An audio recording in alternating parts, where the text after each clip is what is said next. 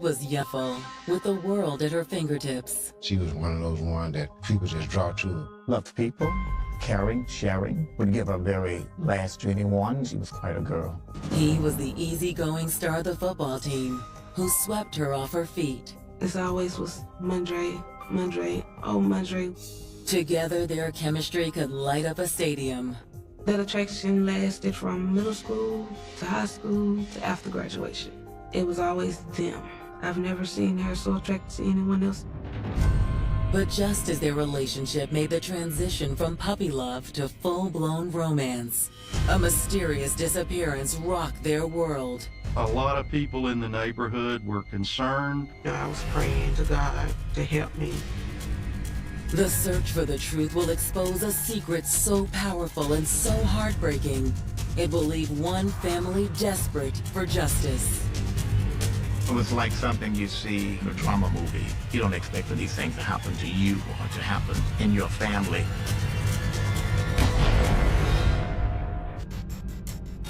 Friday, September 12, 2008. It's a warm autumn evening in Shreveport, Louisiana, when James and Glenda Watson make their way to a local fishing hole off LaGuardia Road. Let's try this spot right up here. Okay. Only the locals knew about it. I mean, if you did not know about this place, you would never find it. This should be a good spot. Oh, I think so. They were out fishing, and he and his companion noticed something floating in the water. Let's head over under the tree. Oh, I'm not sure. We'll go check it out. They were some ways off, so he went over to check.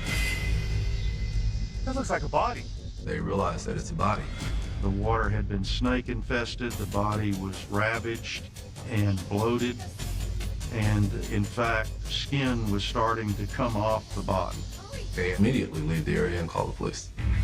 As authorities race to the scene, little do they know that this investigation is about to collide with another case that's boiling over with passion, shrouded in secrets, with a beautiful co-ed at its heart.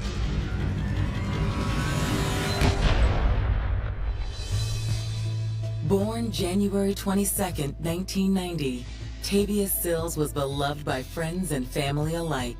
She's the third of my children, of siblings. One boy and 3 girls, and she's between the 2 girls. Tavia was fun and funny growing up. She had her little things that she did that, you know, all the siblings played together. She made everybody laugh. She was really silly, but really caring. If you would have known her, you would say, oh my God, I just love being around her because she's so bubbly, so happy all the time. She was one of those ones that people just draw to. By the time she was in high school, Tavia was drawing attention from the opposite sex as well. She had this bright, big, pretty smile. And she had pretty big eyes too, but she was gorgeous. Guys were attracted to Tavia. Despite all the attention from the boys at school, Tavia never lost sight of the bigger picture. Tavia stuck with her education, and that was the only point that she had. All she wanted was to be in the books, be successful, and make it in life. She always wanted to be a nurse. She wanted to start off in phlebotomy, then get more education and become a nurse. But there was one young man who Tavia was willing to take off from her schoolwork to be with. Hey, boo. Hey, baby. What are you doing? Lamondre Tucker. What do you think? To see you. Most of the girls loved him.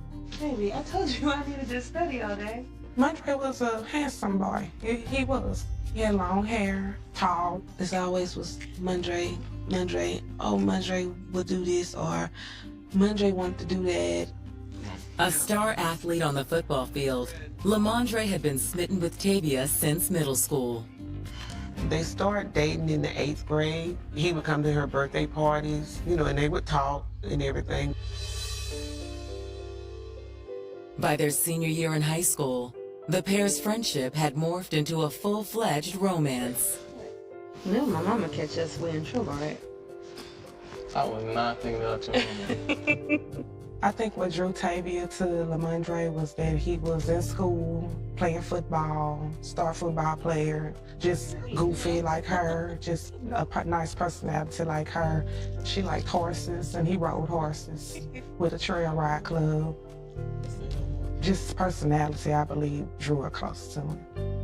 Tavia was happy with her relationship with Lamondre. Tavia was in love with Lamondre.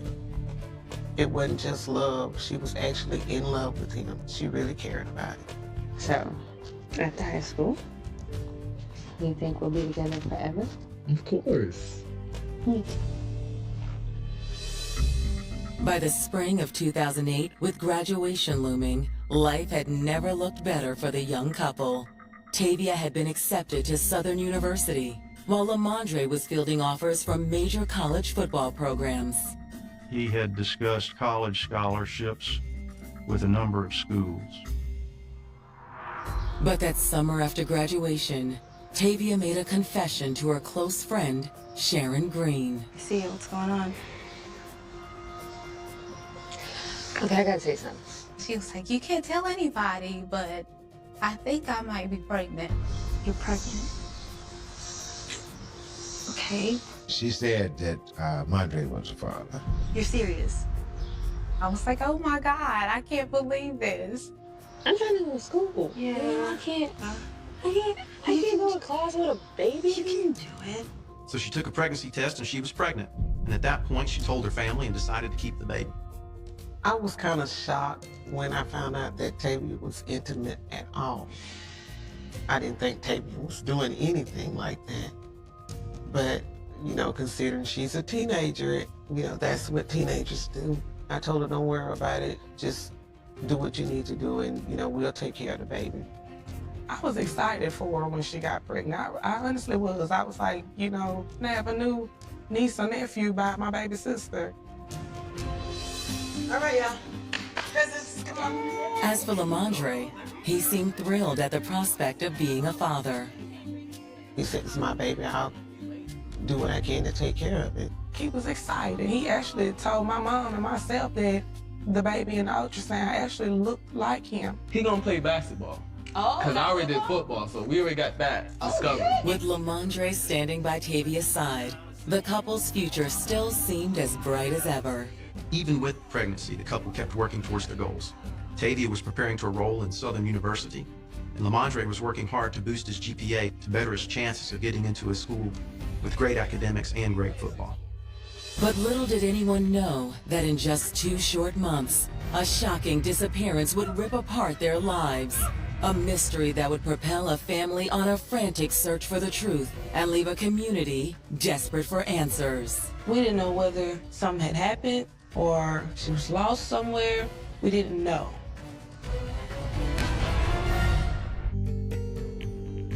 In the fall of 2008, 18-year-old Tavia Sills seemed on top of the world.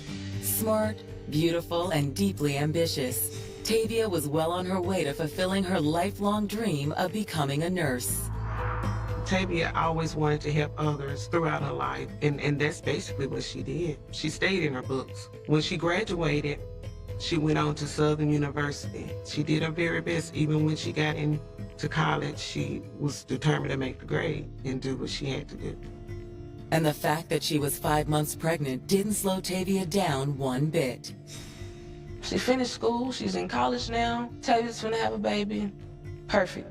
Tavia was in love with Mondre since middle school, so it was a joy. Lamondre was really supportive, even though he was focused on getting his academics in order so that he could play college football at the highest possible level. He always made time for Tavia. But on the evening of September 9th, 2008, Tavia and Lamondre's life takes a dramatic turn. It starts when Detective Rodney Demery of the Shreveport Police Department receives a call from Tavia's mother, Vicki Britton. Miss Britton reported that Miss Sills, her daughter, had not returned home. She was very, very in touch with her daughter. I think they had a very special relationship. The fact that Tavia didn't call her alarmed her. Detective Demery heads to the Sills home to take a statement. Can you tell us the last time you seen Tavia? It was about 7:30. She said her and Lamondre was gonna go out. Tavia came in and she told me that Lamondre wanted to know, was it okay if he took her to meet his sister on his dad's side. She looked at me and she said, I love you. I said, I love you too, baby. Vicky says Lamondre returned to their home a half hour later, all alone. He knocked on my bedroom door and said, I just come to tell you that I dropped Tavia out at the apartment. He took Tavia to the Prince Village apartment so she could see her sister. And he left her there, and then he returned to her home and explained to her parents that he had left her there. It's unlike Tavia not to answer her phone. Well, maybe there's a reasonable explanation. Maybe her phone died or something. Well, you see, there is something else. I told him about the rape. According to Vicky, the incident had occurred at a nearby park while Tavia and Lamondre were on a date back in July.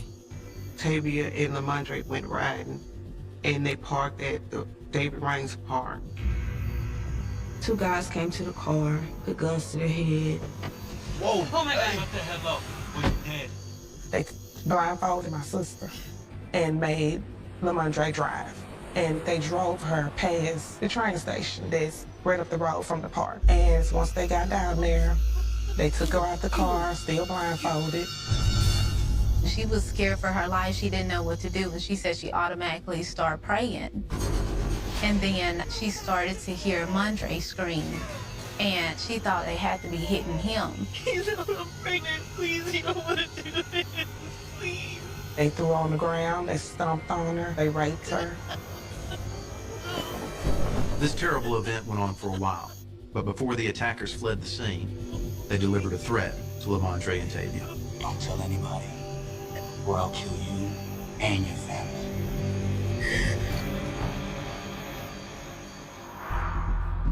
When Tavia told me that, I told her she needed to call the police. And she was telling me that they had told her that if she told anybody, they were going to kill the whole family. And I told her, don't worry about us. God had us. We were going to be safe. And she called the police department. But as she spoke to police, Tavia began having second thoughts. She asked the police if she reported it, would they be able to protect her family? And the police told her they couldn't guarantee her that. So therefore, the rape never got reported because she wouldn't. I tried to report it, but because of her age, because of Tavia's age, she had to be the one to do it. Thankfully, a hospital visit revealed the rape had caused no harm to Tavia's unborn child. Tavia was relieved, and in the months that followed, she and Lamondre tried to stay positive and put their life back together. But it wasn't easy. I noticed a lot of change in her. She didn't want to sleep in her own bed. She didn't want to sit near a window. It seemed like her and Lamondre were there for each other in the wake of the attack. But something like that could really hurt a relationship, especially one where the couple is expecting a child. For detectives, the rape allegations are a significant development in Tavia's disappearance. Maybe these two guys came back. Is it possible that they had heard that Tavia told her family about the attack? And they wanted to make sure that she could never testify against them? But without an incident report, investigators don't have much to work with. So they start with the one person who might be able to help them, Lamondre. He was the last person that she was with. So if he did drop her off where he said he did, or anything along those lines, I wanted to get that information from him. Well, do you know where Lamondre might be right now? No, but I can call him and we can get him over here right now. Lamondre is more than willing to help detectives any way he can. He was just willing to share a helping hand. He gave Detective Demery the same version of events that he had given to Vicky Britton, Tavia's mother. Said that he had dropped her off at the Prince Village Apartments. According to Lamondre, he and Tavia left her parents' house a few minutes before 7:30, bound for his sister's house. Once we got to my sister's house, I don't know how many times, and no one answered. So when we was going back to her parents' house, she said she wanted to go to her sister's house. I said, that's fine. He said, well, me and Tay, we talked about the baby and things like that, and she said she needs some clothes and her hair done, so I dropped her off at the apartments. So after I dropped her at her sister's house, I went back to her parents' house just to tell her where she was at. And have you spoken with Tavia since then? No, I've been trying to find her. I tried to figure out where she might be. Nowhere. I'm just hoping it had nothing to do with the incident. You mean the assault? Yeah. You have any idea who these men were? No. Lamondre was cooperative, and there was no evidence of foul play. So I think everyone was still holding out hope that Tavia would safely turn up. After speaking with Lamondre, investigators reach out to Tavia's sister, Tequila. She tells them Tavia never made it to her apartment that night. I was actually in the hospital when I found out Tavia was missing. Tavia didn't call me. She didn't come and visit me, and I thought that that was very unusual for Tavia, so I started to get a little worried. At this point, there were a lot of questions. Had someone been following Tavia and abducted her when Lamondre dropped her off outside her sister's apartment? Had Lamondre seen her enter the apartment? Or did he just assume she got in there safely? And who are these men that attacked her and Lamondre in July? Are they possibly responsible for her disappearance? But as the search for Tavia intensifies, another revelation will come to light. One that will rock Tavia's friends and family to their core. I balled up like a baby and my heart was racing. You know, I was praying to God to help me, help my heart stop racing so I'll be able to accept what I'm about to hear. It's September 9th, 2008. 18-year-old mother-to-be Tavia Sills has disappeared without a trace. That particular night, we didn't get no sleep. We got up the next morning and we went about looking around. I was concerned about my child. You know, I was praying to God to help me. We just went asking around, anybody saw her, and all of her friends and all that, and no one seemed to have saw her. I knew then something was wrong. Shreveport investigators share that fear, especially after learning that two unknown men had violently raped Tavia a few months earlier and threatened to kill her if she or her boyfriend Lamondre told anyone about the incident. That was very troubling and certainly made these unknown assailants public enemy number one in this case and likely responsible for Tavia's disappearance.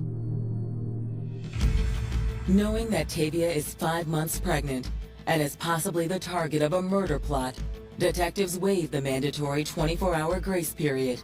And with the help of her family, the search for Tavia is at full speed within hours. We printed flyers. People from school, from Green Oaks High School, got off the buses and came. Help look, search. We had put out posters and tried to get her picture put out on media. On day 3 of the search, Detective Rod Demery receives a call from a colleague that changes everything. I get a phone call from a person at the police department and told me that they had found a body at a desolate location in a pond in the same area of town where Tavia lived.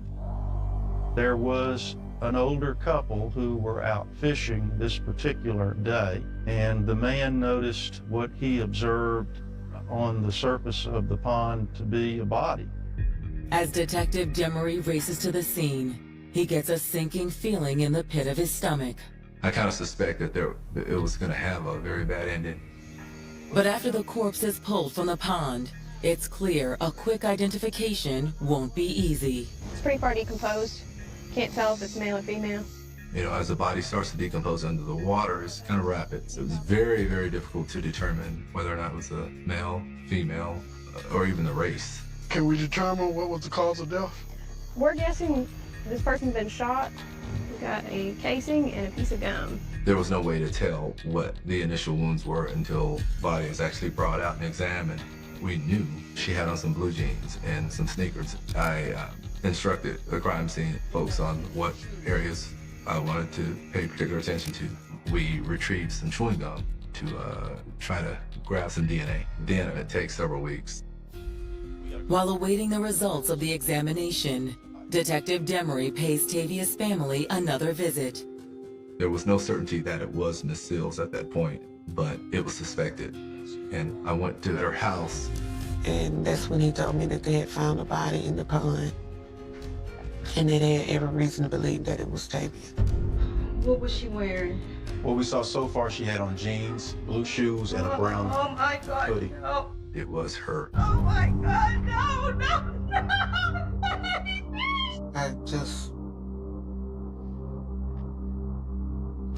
couldn't believe that this was real, this was happening to me. You know, one of my children. I just felt like my life was over. I broke down. It took at least 3 or 4 of them to keep me up. I cried. I asked for my kids. I wanted my mom. I laid in the bed with my mom for hours. To know that they not only lost their daughter, but also their grandchild. It's just horrendous pain. While Tavia's family and friends struggle to come to grips with what's happened, examiners at the coroner's office are trying to piece together exactly how Tavia died. Once they were able to turn the body over, it was immediately apparent to them that there were gunshot wounds in the body and that it was not a case of an accidental drowning. It was a case of murder. Tavia had a gunshot wound to the back that pierced the lung. She had one, they say, grazed the armpit, and if I'm not mistaken, one grazed the Adam's apple area of her neck. A search of the area where Tavia's body was found yields additional evidence.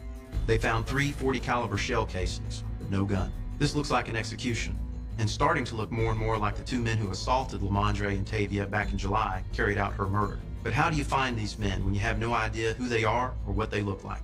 My next question is, where's the gun now? But when Detective Demery does track down the gun's whereabouts, it turns the whole case upside down. I was terribly bothered by the case. It's one of those cases that made me rethink what I did for a living. You don't have to do it, please don't do it.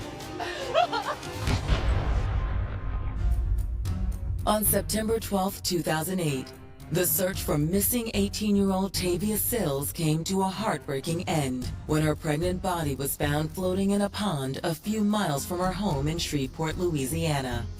She had been shot to death. The first thing that went through my head when they found Tavia's body was the fact that I don't have a best friend anymore. She's gone, and I can't find anybody to replace her because it's nobody else like her. So far, we've got a .40 caliber casing. Shell casings found at the crime scene suggest a possible connection between Tavia's murder and the prior assault on her and her boyfriend, Lamondre Tucker. My next order of business was to find him. I immediately went to his home. His mother was there. Miss Tucker? Yes? Could you tell me if Lamondre is home? No, he isn't. Can you tell me where he is? He's probably with his girlfriend. But in a shocking twist, the girlfriend Lamondre's mother is referring to isn't Tavia. I found out Tucker also had another girlfriend. He had a child with that girlfriend. What is his girlfriend's name? Jeanette Banks. Can you tell me where she lives? Yeah, she just lives right down the street. Detectives find Jeanette and immediately start pressing her for information. We need to speak with your boyfriend, Lamondre Tucker. Is he here? No, he isn't. Do you mind if we ask you some questions about you and his relationship? Okay.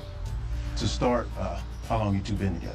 Jeanette told them that she and Lamondre did have a young child together and that they had been dating on and off for over a year.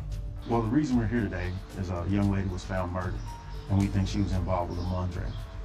Do you know about his relationship with Tavia Sills? Yes, I did. She admitted she knew about the relationship. In fact, just before the murder, a friend told her that Lamondre was expecting another baby with Tavia. Well, how did his relationship with Miss Sills make you feel? How do you think it made me feel? I was pissed. You know, I just wanted him to start doing right by me, and I wanted her to stay away from my man. I think his girlfriend had issue with maybe his philandering, for a better word. Given the fact that Tavia's attackers are still in the wind, investigators wonder if Jeanette might have had a hand in the murder. I don't know if she knew the extent of his relationship with Tavia, but I learned that Tavia's pregnancy was gonna cause some problems. But Jeanette is quick to rebuff any such suggestion. When she heard about that Tavia was pregnant, that Lamondre was messing with Tavia, that she no longer wanted anything to do with. Did you have anything to do with Tavia's murder? Of course not. Look, Lamondre ain't worth killing nobody over. At first, it was some suspicions that she was involved, but after the investigation went on and everything, she wasn't involved. While detectives can rule Jeanette out as a suspect, The fact that Lamondre Tucker had more than one woman in his life is troublesome. Hoping to learn more about Lamondre and Tavia's relationship, investigators sit down with Tavia's best friend and confidant, Sharon Green. To start off, Tavia was happy with Lamondre, but eventually it went sour because he was kind of like a ladies' man. He was on the football team, so he kind of had an ego, and he would flirt, text other girls while he was with Tavia. At the time that Tavia became pregnant, she really wanted the child to be his child, but he wasn't happy about the fact that she was pregnant. Sharon tells detectives that after the alleged rape, Lamondre seemed to have a change of heart and began doting on Tavia once again. But the more details Tavia divulged about the alleged rape, the more suspicious Sharon became. When Tavia told me about the rape and all of the stuff that happened in the middle of the night, my first thought was, Lamondre set this up. And even after it happened, he never went out to try to figure out who did it or what happened or who the guys were. He wasn't concerned at all. But more telling to Sharon were Lamondre's lack of physical wounds.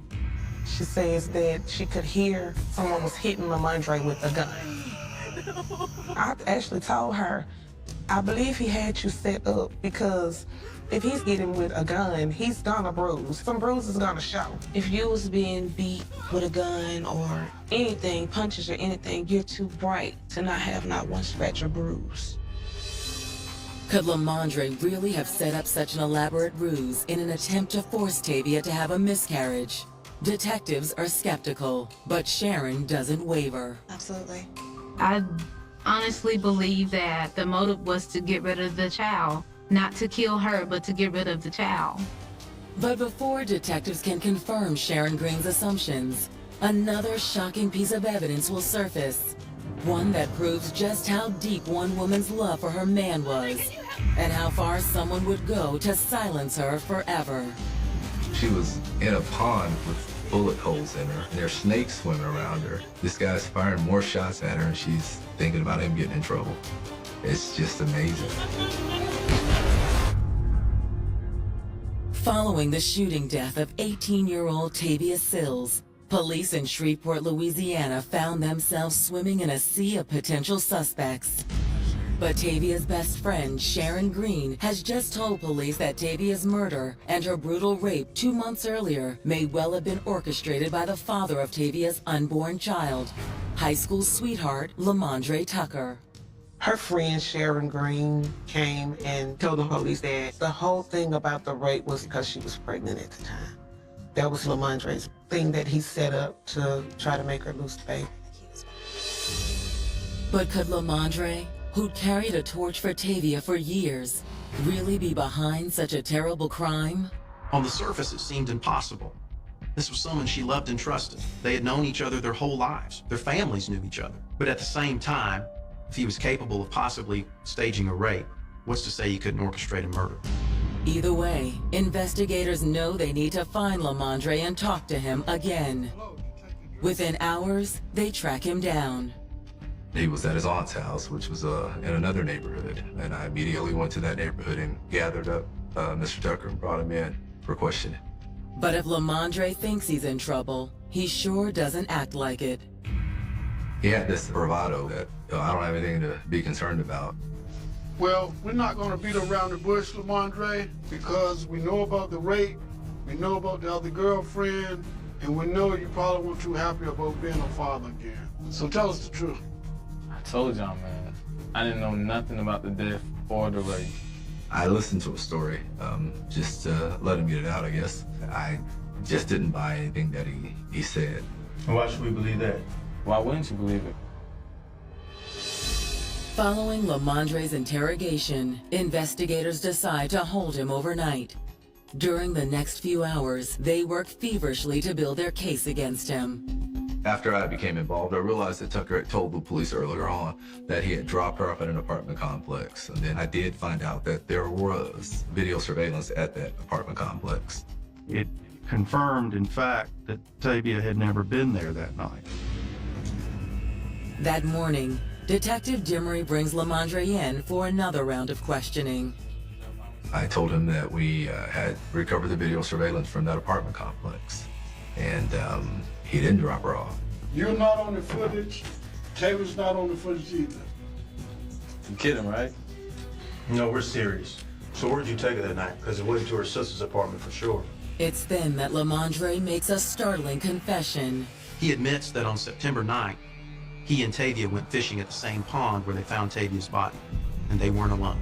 He was with a friend of his, Marcus Taylor. He said that he found a tackle box with a firearm or something or another. And as he continued to talk, he kind of caught himself up in his own stories that were just not making any sense. Tavia thought it was cute to play like it was an action movie or something, and she dropped it and it went off. So it accidentally went off 3 times, because Tavia had 3 gunshot wounds in her body. According to Lamondre, after the gun discharged 3 times, he and Marcus panicked and threw the gun into a nearby drainage ditch. If we go out there, we find the gun? Yes, sir. I put it in the ditch because I knew y'all would try to blame me about something like this. We went to that location. The diver located the firearm that matched the shell casings at the crime scene. It was a semi-automatic .40 caliber. With Lamondre in custody, the next step is hauling in the other man allegedly present at the scene, Lamondre's 21-year-old friend, Marcus Taylor. He had, educational problems, learning problems, a learning disability. He was mentally very challenged. Today's nomenclature would describe him as intellectually disabled. He was a grown man, lived with his mother, but had 2 children of his own.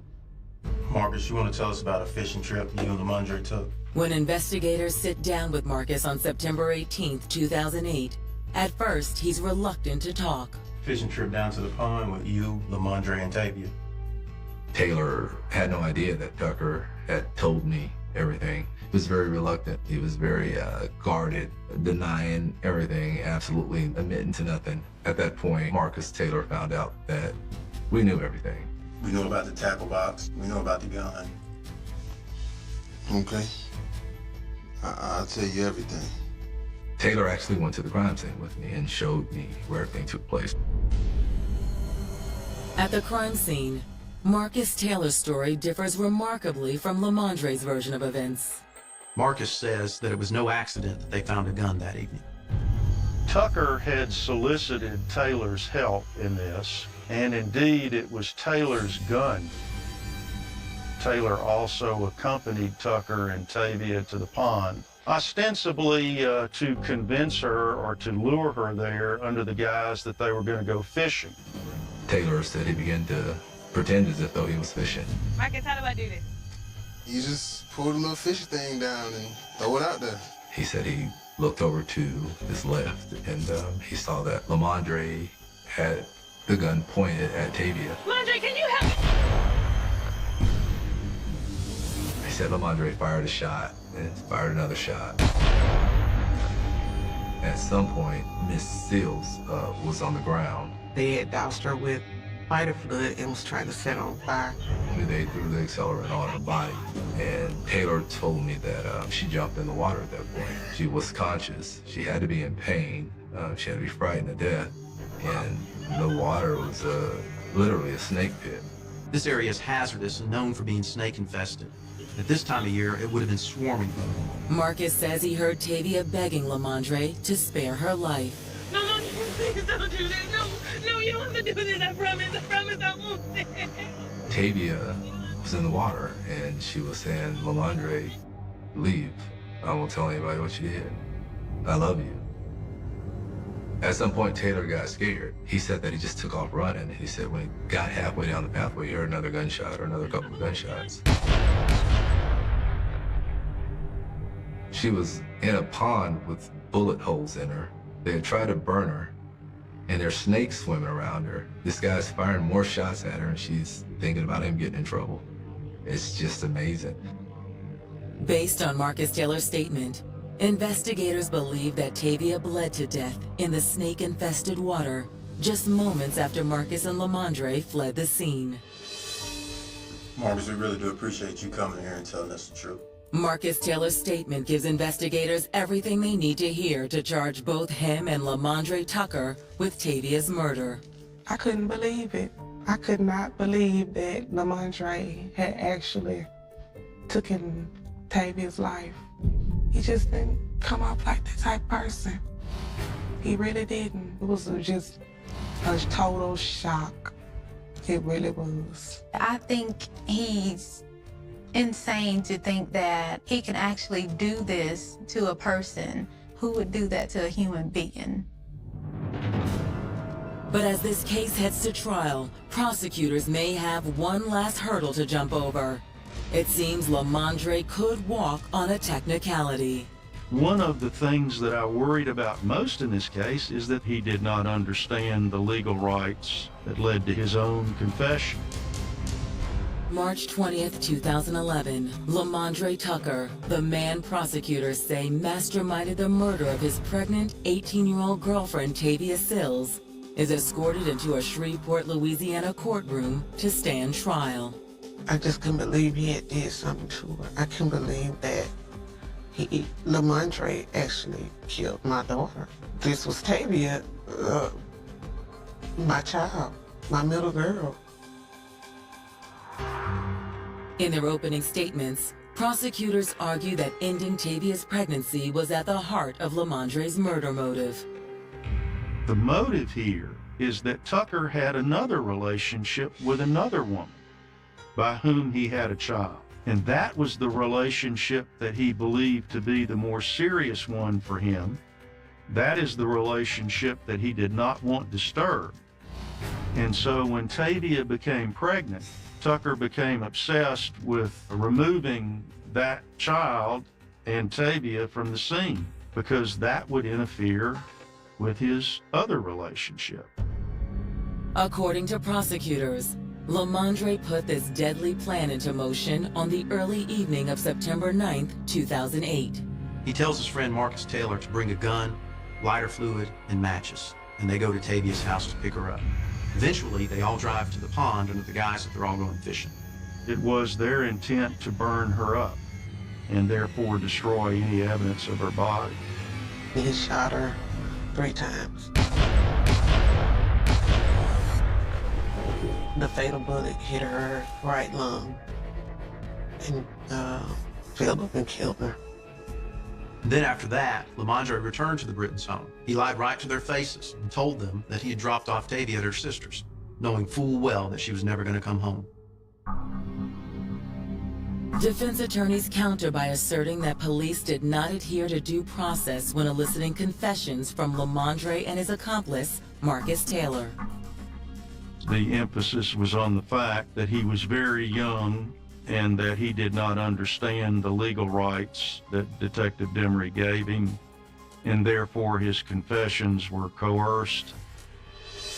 On March 23rd, 2011, the jury retires to deliberate Lamondre's fate. They found him guilty of first-degree murder. And then after a period of time, the judge imposed the death penalty. I'm like most of my people, not really believing in a death penalty. But I'm the type of person that if you do the crime, you do that type of crime, you should get what you deserve. Get what you deserve. He showed no remorse. He never apologized. He never said, "I'm sorry." Just nothing. As for Marcus Taylor, he's also found guilty. I don't think he really grasped the true depth of what he was doing. So he wound up, Taylor, getting 30 years. I believe in my heart, rather, that Lamondre just used it because he knew that this boy had a learning disability. His IQ was very low, and he needed somebody that he could use to help him do what he done. But for Tavia's mother, Vicky, the verdicts are bittersweet. And while she knows it will never replace all she's lost, she's dedicated her life to making sure other young women don't suffer the same fate as her daughter. After Tavia's death, I fought with myself to do something about these type of relationships. What could I do? So I became an advocate. I want to see these young girls come out of these unhealthy relationships because it could cost them their life. Boston, November 1985. A freezing, bone-chilling wind sweeps across the harbor, carrying the bitter stench of salt water, burning coal, and urban decay through the narrow, cobbled alleys of the South End. The city is a powder keg of racial tension, economic anxiety, and soaring violent crime rates, but nothing could prepare the neighborhood of quiet, brick row houses on Tremont Street for the horror waiting behind the heavy oak door of apartment 4B. Inside, bathed in the flickering amber glow of a street lamp bleeding through dirty window panes, lies the body of 22-year-old art student Clara Miller. She was young, fiercely ambitious, and deeply loved by everyone who knew her. But on this frigid autumn night, her life was violently, systematically extinguished in a display of cold, surgical savagery that sent shockwaves through the entire metropolitan area. The crime scene is an overwhelming nightmare of violence and bizarre, calculated order.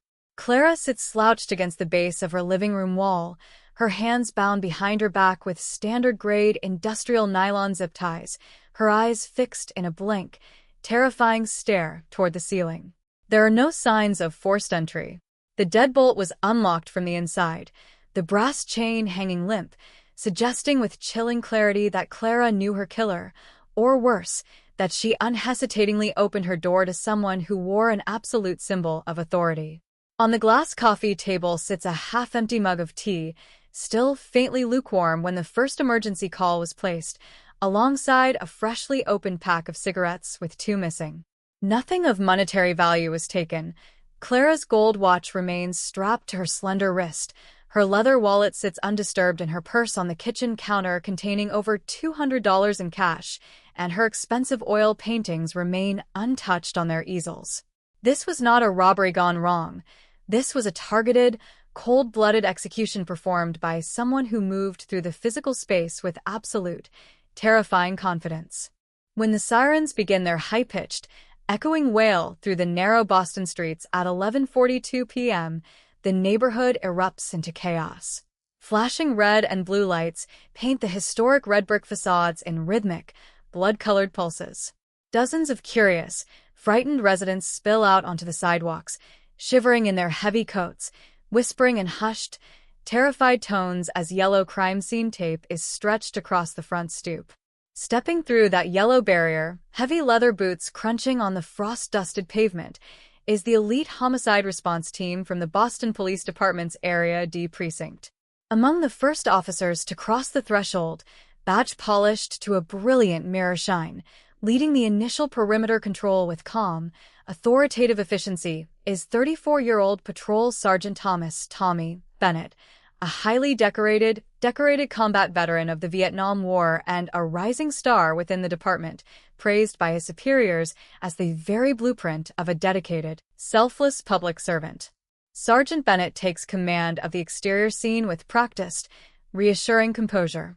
He snaps orders to junior patrolmen, directs traffic away from the alleyway, sternly orders rubbernecking reporters back behind the barricades, and gently places a heavy, wool-gloved hand on the trembling shoulder of Clara's grieving roommate, who discovered the body after returning home late from her evening shift at a downtown restaurant.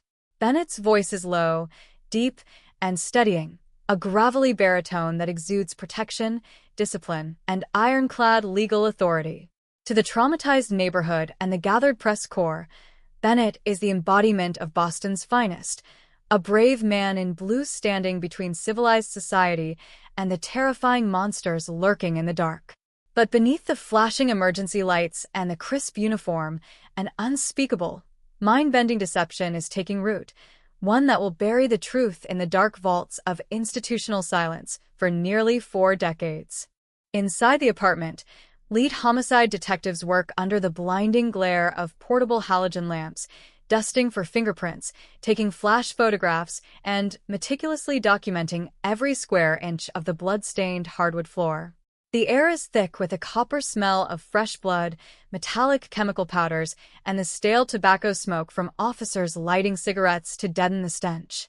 Yet, As the hours tick away toward dawn, a suffocating realization settles over the forensic team. The killer left almost nothing behind. There are no clear latent fingerprints on the tea mug, the door handles, or the furniture. The nylon ties securing Clara's wrists were wiped down with isopropyl alcohol, stripping away any natural skin oils. The perpetrator moved with disciplined, forensically conscious precision, avoiding common mistakes, wearing gloves, and ensuring that no fiber, hair, or physical trace was left behind to link him to the butchery. As news of Clara Miller's murder spreads across Boston's morning headlines, panic grips the city. Front-page titles scream of a lurking phantom, a South End butcher, and a monster in the shadows. Local news broadcasts broadcast terrifying speculation, warning young women living alone to double-lock their doors, pull their window shades, and report any suspicious activity to the police immediately. The pressure on the Boston Police Department is immediate, suffocating, and unrelenting.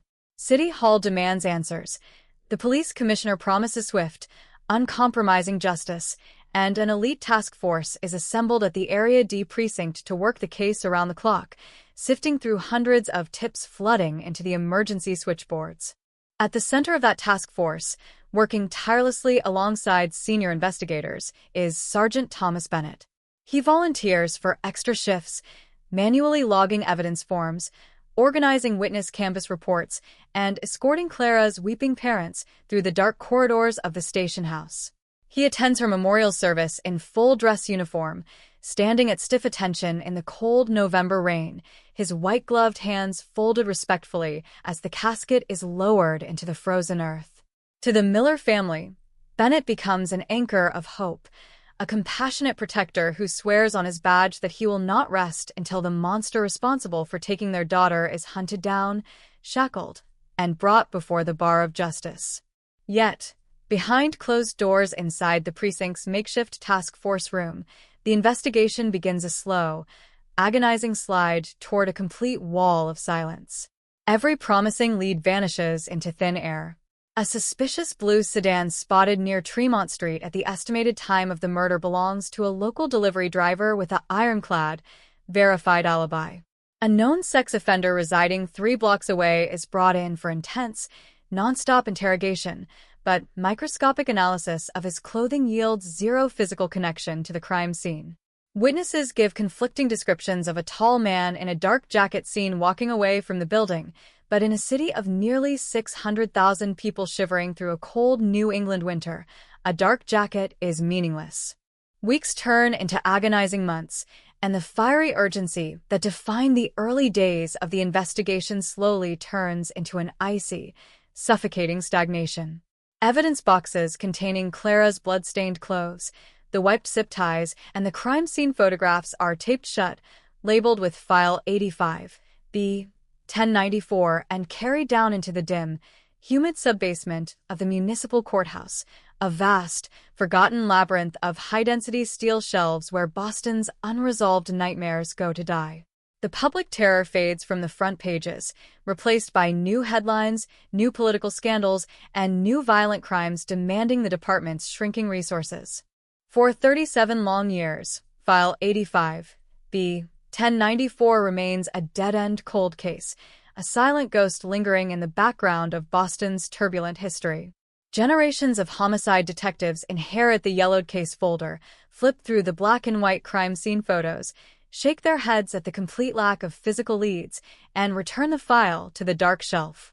Clara Miller's parents pass away without ever knowing who stole their daughter's future, taking their unendurable grief to their graves. Sergeant Thomas Bennett continues his distinguished career, earning promotion after promotion, collecting commendations for bravery, leading high-profile tactical units, and eventually retiring with full honors, an unblemished reputation, and a glowing pension, celebrated by his peers as a true legend of New England law enforcement. It is a narrative of an unsolved tragedy frozen in time, until the silent, unstoppable march of genetic science and advanced molecular biology arrives decades later to shatter the illusion, expose the ultimate betrayal, and prove that no secret is deep enough to hide from the relentless light of mathematical truth. As the frost of 1985 gives way to the decades that follow, the memory of Clara Miller threatens to be swallowed completely by the relentless, grinding gears of time. Boston transforms around her absence. The crumbling brick facades of the South End undergo sweeping gentrification. Dirty alleys are paved over, old police precincts are decommissioned or demolished, and the generation of investigators who stood in apartment for be retire, grow old, and pass away. Yet, tucked inside the humid, low-ceilinged vault of the Suffolk County Evidence Storage Facility, Box 85, B, 1094 sits untouched, a cardboard tomb holding the physical remnants of a young life brutally cut short. Inside that sealed container rests the silent evidence gathered on that terrifying November night. Clara's blood-stained white wool sweater, the wiped industrial nylon zip ties, the original glass tea mug, and a single, forgotten yellowed envelope marked Trace Evidence, Forensic Hold. In 1985, forensic science was a rudimentary, primitive discipline compared to the digital precision of the 21st century. Serology could determine general ABO blood types, and latent fingerprinting relied on messy graphite powders applied by hand. If a perpetrator wore gloves, wiped down primary contact points, and shared a common blood group, the technology of the era was effectively blind. The killer who bound Clara Miller's wrists and took her life understood these limitations with terrifying, professional clarity, trusting that the physical world would eventually cleanse itself of his presence. For nearly 4 decades, that trust held absolute. Thomas Bennett's life unfolds like a classic story of American civic achievement. Promoted to detective lieutenant in the early 1990s, Bennett becomes a prominent public face of the Boston Police Department. He commands high-profile task forces targeting organized crime, appears on local news broadcasts discussing community policing initiatives, and receives the department's prestigious Medal of Honor for his leadership during a violent hostage standoff in East Boston. To the younger officers coming up through the ranks, Bennett is a towering figure of integrity, wisdom, and iron discipline, a mentor who preaches the sanctity of the badge, the importance of victim advocacy, and the absolute duty of law enforcement to protect the vulnerable. When Lieutenant Bennett retires in 2008 after 35 years of flawless service, his retirement banquet at a waterfront hotel in South Boston is attended by city council members, federal prosecutors, police commissioners, and hundreds of rank-and-file officers. Speeches praise his sacrifice, his immaculate record, and his unyielding commitment to justice. Bennett stands before the cheering crowd, pristine silver hair neatly combed, wearing a crisp tailored suit, and humbly accepts a framed gold badge commemorating his decades of service. In his emotional farewell address, his voice rasps with dignified emotion as he speaks of the burdens borne by those who wear the uniform, reminding the room that a police officer's sacred duty never truly ends until every shadow in this city is answered with the light of truth. No one in that packed ballroom, not the young patrolman hanging on his every word, not his glowing family sitting proudly in the front row, not the seasoned homicide detectives who had worked alongside him, could have imagined that the white-haired hero at the podium was the very phantom who had terrorized Tremont Street 33 years earlier. Bennett returns home to a comfortable, quiet retirement in an affluent suburban enclave north of Boston. He spends his days tending to his manicured garden, playing golf with former judges, and spoiling his grandchildren, confident that the nightmare of November 1985 was safely buried in the dark soil of history. However, miles away in downtown Boston, the technological landscape of criminal justice is quietly undergoing a revolutionary shift. By the late 2010s, the field of forensic genomics achieves breakthroughs that were once considered science fiction. The development of polymerase chain reaction amplification, high-throughput next-generation sequencing, and specialized liquid matrix extraction techniques allows forensic scientists to recover complete, high-resolution DNA profiles from microscopic biological samples, even those that have suffered decades of thermal degradation, oxidation, and improper storage. Samples containing as few as 5 skin cells, invisible to the human eye, can now be extracted, purified, and sequenced into an unassailable digital genetic blueprint. In 2021, the Suffolk County District Attorney's Office utilizing a federal grant dedicated to auditing unresolved violent cold cases, establishes the Unsolved Homicide Molecular Initiative. A specialized team of young, highly trained forensic scientists and cold case detectives begins systematically auditing thousands of legacy evidence boxes stored in the county basement. The directive is absolute. Re-examine every piece of physical evidence from unresolved homicides between 1970 and 2000 using state-of-the-art touch DNA extraction protocols. When Detective Sarah Vance, a brilliant, tenacious investigator with the cold case squad, pulls Box 85, B. 1094 from the high-density shelving, she is confronted with a case that has remained cold for 36 years. She opens the brittle paper file, reading through the faded, typewritten reports penned by detectives long since dead.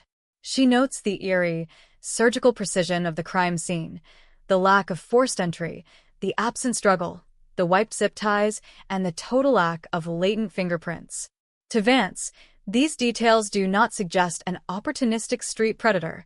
They point toward a perpetrator with advanced operational discipline, someone who understood the exact mechanics of a police investigation and moved with terrifying confidence. Detective Vance immediately transfers the physical evidence to the State Forensic Laboratory in Framingham. Senior molecular biologists target the items least likely to have been contaminated by historical handling: the interior surface weave of the nylon zip ties that bound Clara's wrists, and the inner fabric lining of her wool sweater where the killer had physically held her down during the attack. Using an advanced liquid matrix wash technique, a process that gently liberates trapped cellular fragments from porous structures without damaging the host material, technicians isolate a faint, microscopic residue of human epithelial cells trapped within the fibers. Inside the sterile, climate-controlled laboratory, automated sequencing platforms work around the clock, amplifying the microscopic cellular fragments millions of times over. Days later, a crisp, clean digital readout illuminates the computer monitors in Framingham. Against all physical odds, despite 36 years of ambient humidity, oxidation, and time, the liquid wash yields a complete, pristine 24-locus male STR profile. The killer had indeed wiped down the exterior surfaces of the zip ties with alcohol, but in his intense, adrenaline-fueled exertion on that cold November night, microscopic skin cells shedding from his fingertips had migrated under the tight plastic latch of the tie, preserved inside a sterile microenvironment untouched by air or light for nearly 4 decades. The excitement inside the cold case unit is electric. Detective Vance immediately uploads the digital male profile into the Combined DNA Index System, CODIS, the national database containing millions of DNA profiles from convicted offenders, felons, and arrestees across all 50 states. The team waits in tense anticipation for the system to run its cross-reference algorithms, hoping for an instant match that will finally name the monster of Tremont Street. Hours later, the system returns a cold, frustrating result: an O match found. The perpetrator's DNA is not in the criminal database. The killer had never been convicted of a felony, never been arrested for a violent offense, and never had his biological profile collected by law enforcement anywhere in the United States. To an untrained observer, the inquiry appears to have hit another impenetrable wall. But Detective Vance and the team at the state laboratory know that the science of 2021 offers an entirely new, radical avenue of investigation, one that does not rely on traditional criminal registries, but instead turns the vast, interconnected web of human genetics into an inescapable trap. The team turns to forensic genetic genealogy, the groundbreaking methodology that combines deep sequencing genomic technology with open-source public DNA databases and historical archival research. The male DNA sample recovered from the zip tie is converted into a complex single nucleotide polymorphism profile, capturing hundreds of thousands of genetic markers across the human genome. This comprehensive digital profile is uploaded to public genealogy platforms such as GeneMatch and FamilyTree DNA, where millions of ordinary citizens voluntarily submit their biological data to explore their family heritage and build family trees. Within seconds, algorithmic software scans millions of genetic profiles, searching not for an exact match to the killer, but for his biological relatives, distant third, fourth, and fifth cousins who share segments of identical DNA inherited from common ancestral couples living in the 18th and 19th centuries. The digital search returns several distant hits: a second cousin living in Ohio, a third cousin once removed in Maine, and a distant relative in western Massachusetts. The net is cast into the vast, complex ocean of human genealogy. An elite team of forensic genealogists begins the painstaking work of building a massive, reverse family tree, tracing lines of descent backward through centuries of birth certificates, marriage licenses, census records, military enlistments, and municipal property deeds. They construct a sprawling human blueprint containing over 4,000 individuals, systematically working their way forward through time toward the present day. As the genealogical branches contract, narrowing down the target population based on geography, age, and physical presence in Boston in November 1985, a terrifying, unfathomable pattern begins to emerge.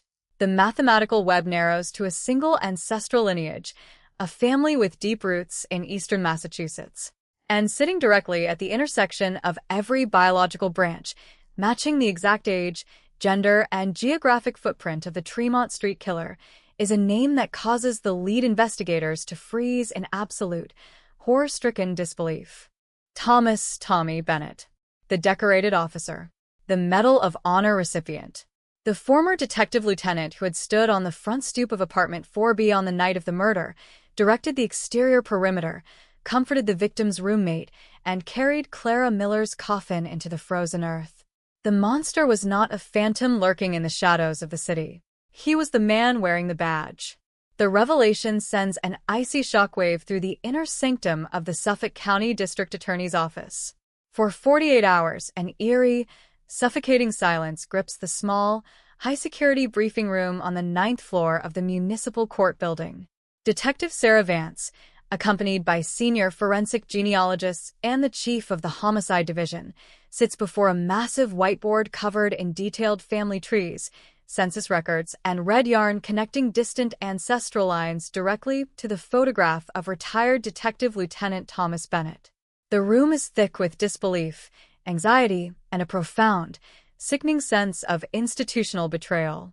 To accuse a random civilian based on a genetic match is a standard operational procedure.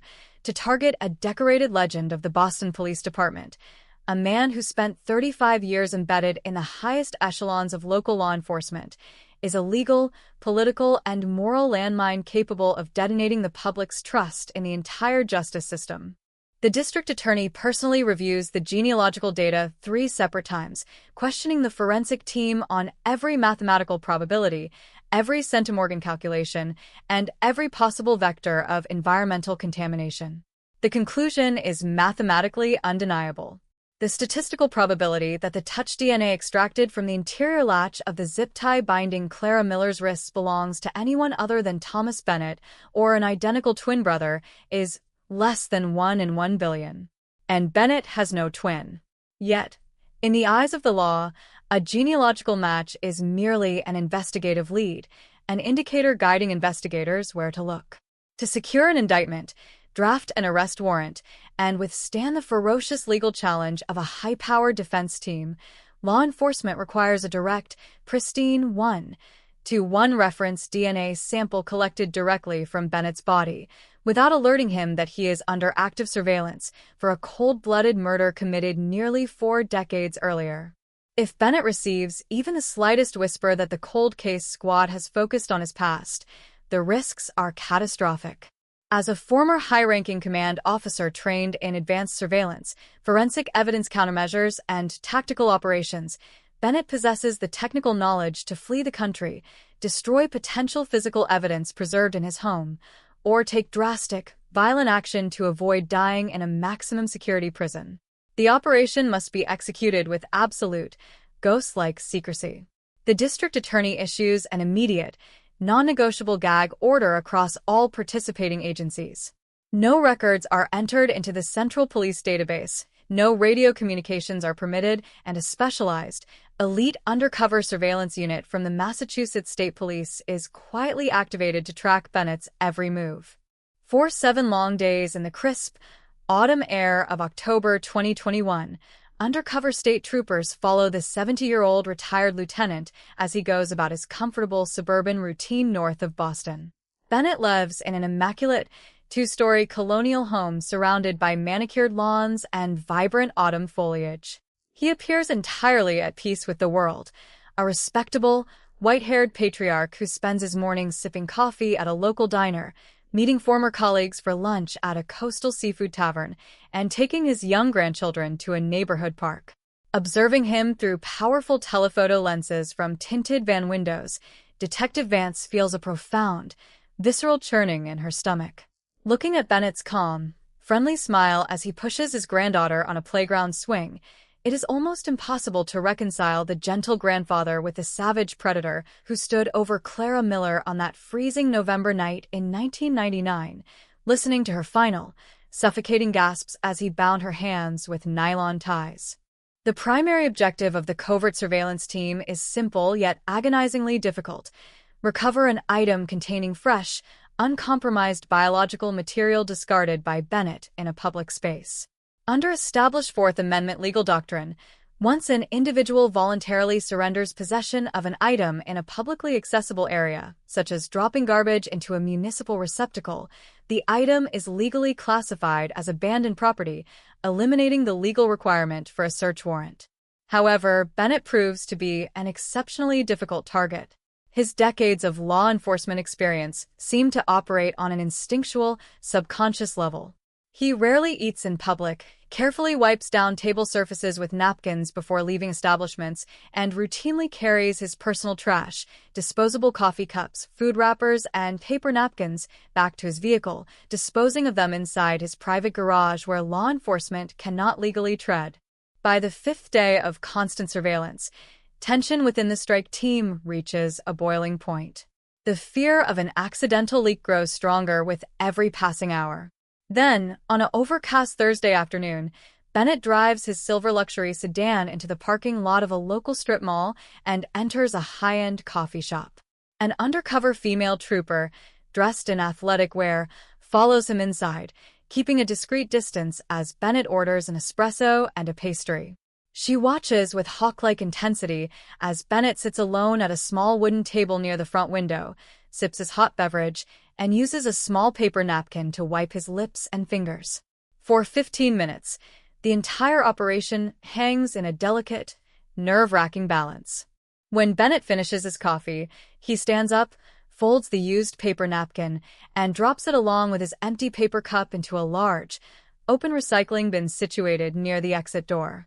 He turns, pushes open the glass door, and walks out into the cool afternoon breeze toward his car. The instant the glass door closes behind him, the undercover trooper moves swiftly to the bin. Reaching inside with gloved hands, she carefully secures the paper cup and the folded napkin, slipping them directly into a sterile, sealable biohazard collection bag hidden inside her oversized purse. Within 6 minutes of Bennett pulling out of the parking lot, the collection bag is placed inside a climate-controlled transport vehicle speeding under emergency lights toward the State Forensic Laboratory in Framingham. Inside the sterile, high-security wing of the laboratory, technicians immediately go to work on the discarded paper cup and napkin. They swab the rim of the cup where Bennett's mouth made direct contact, extracting a dense layer of biological saliva, while simultaneously sampling the oil residues left on the paper napkin. The microextraction process is fast-tracked through automated high-throughput processing. For 12 excruciating hours, Detective Vance, the district attorney, and senior homicide investigators wait in a nearby conference room, pacing the floor, drinking cold coffee, and staring at the wall clock as the digital sequencers perform the mathematical cross-referencing. At 4:15 a.m. on Friday morning, the lead molecular biologist walks into the conference room carrying a single printed report. The room goes dead silent. She places the paper on the mahogany table, looking directly into Detective Vance's eyes. The DNA profile extracted from the rim of Thomas Bennett's discarded coffee cup is an absolute, flawless, 100% genetic match to the male touch DNA recovered from the zip ties that bound Clara Miller's wrists 36 years earlier. The mathematical debate is over. The genealogical probability is confirmed. The Phantom of Tremont Street has an unassailable name, a face, and a pristine white badge of honor. Within 2 hours, a judge signs a sealed arrest warrant for first-degree murder alongside a comprehensive search warrant for Bennett's suburban residence, his vehicles, and any personal storage facilities under his control. The legal machinery moves with quiet, devastating precision. A tactical entry team from the Massachusetts State Police Special Response Section, accompanied by senior cold case detectives, converges on the quiet suburban street just as the first gray light of dawn breaks over the Atlantic horizon. They do not use heavy battering rams or flashbang grenades. Out of respect for the quiet neighborhood and to ensure the total preservation of physical evidence inside the home, the tactical unit establishes a tight, armed perimeter, while Detective Vance and 2 senior officers walk up the stone driveway dressed in formal business attire. Detective Vance approaches the front door and presses the doorbell. A minute later, the heavy wooden door swings open. Standing on the threshold, wearing a plush bathrobe, a morning newspaper in his hand, is retired Lieutenant Thomas Bennett. He looks at the badges held out before him, his eyes scanning the armed troopers stepping quietly out from the shadows of the manicured bushes. For a fraction of a second, a fleeting shadow of absolute, freezing terror flashes across Bennett's age-lined face, a sudden, involuntary crack in the impenetrable mask he had worn for 36 years.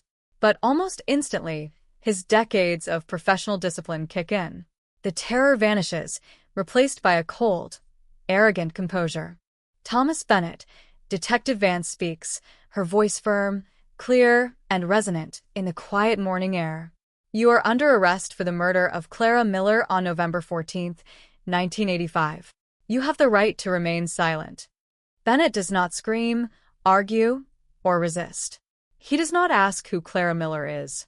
He slowly lowers the newspaper, looks Detective Vance dead in the eyes, and offers a thin, chilling, almost imperceptible smile.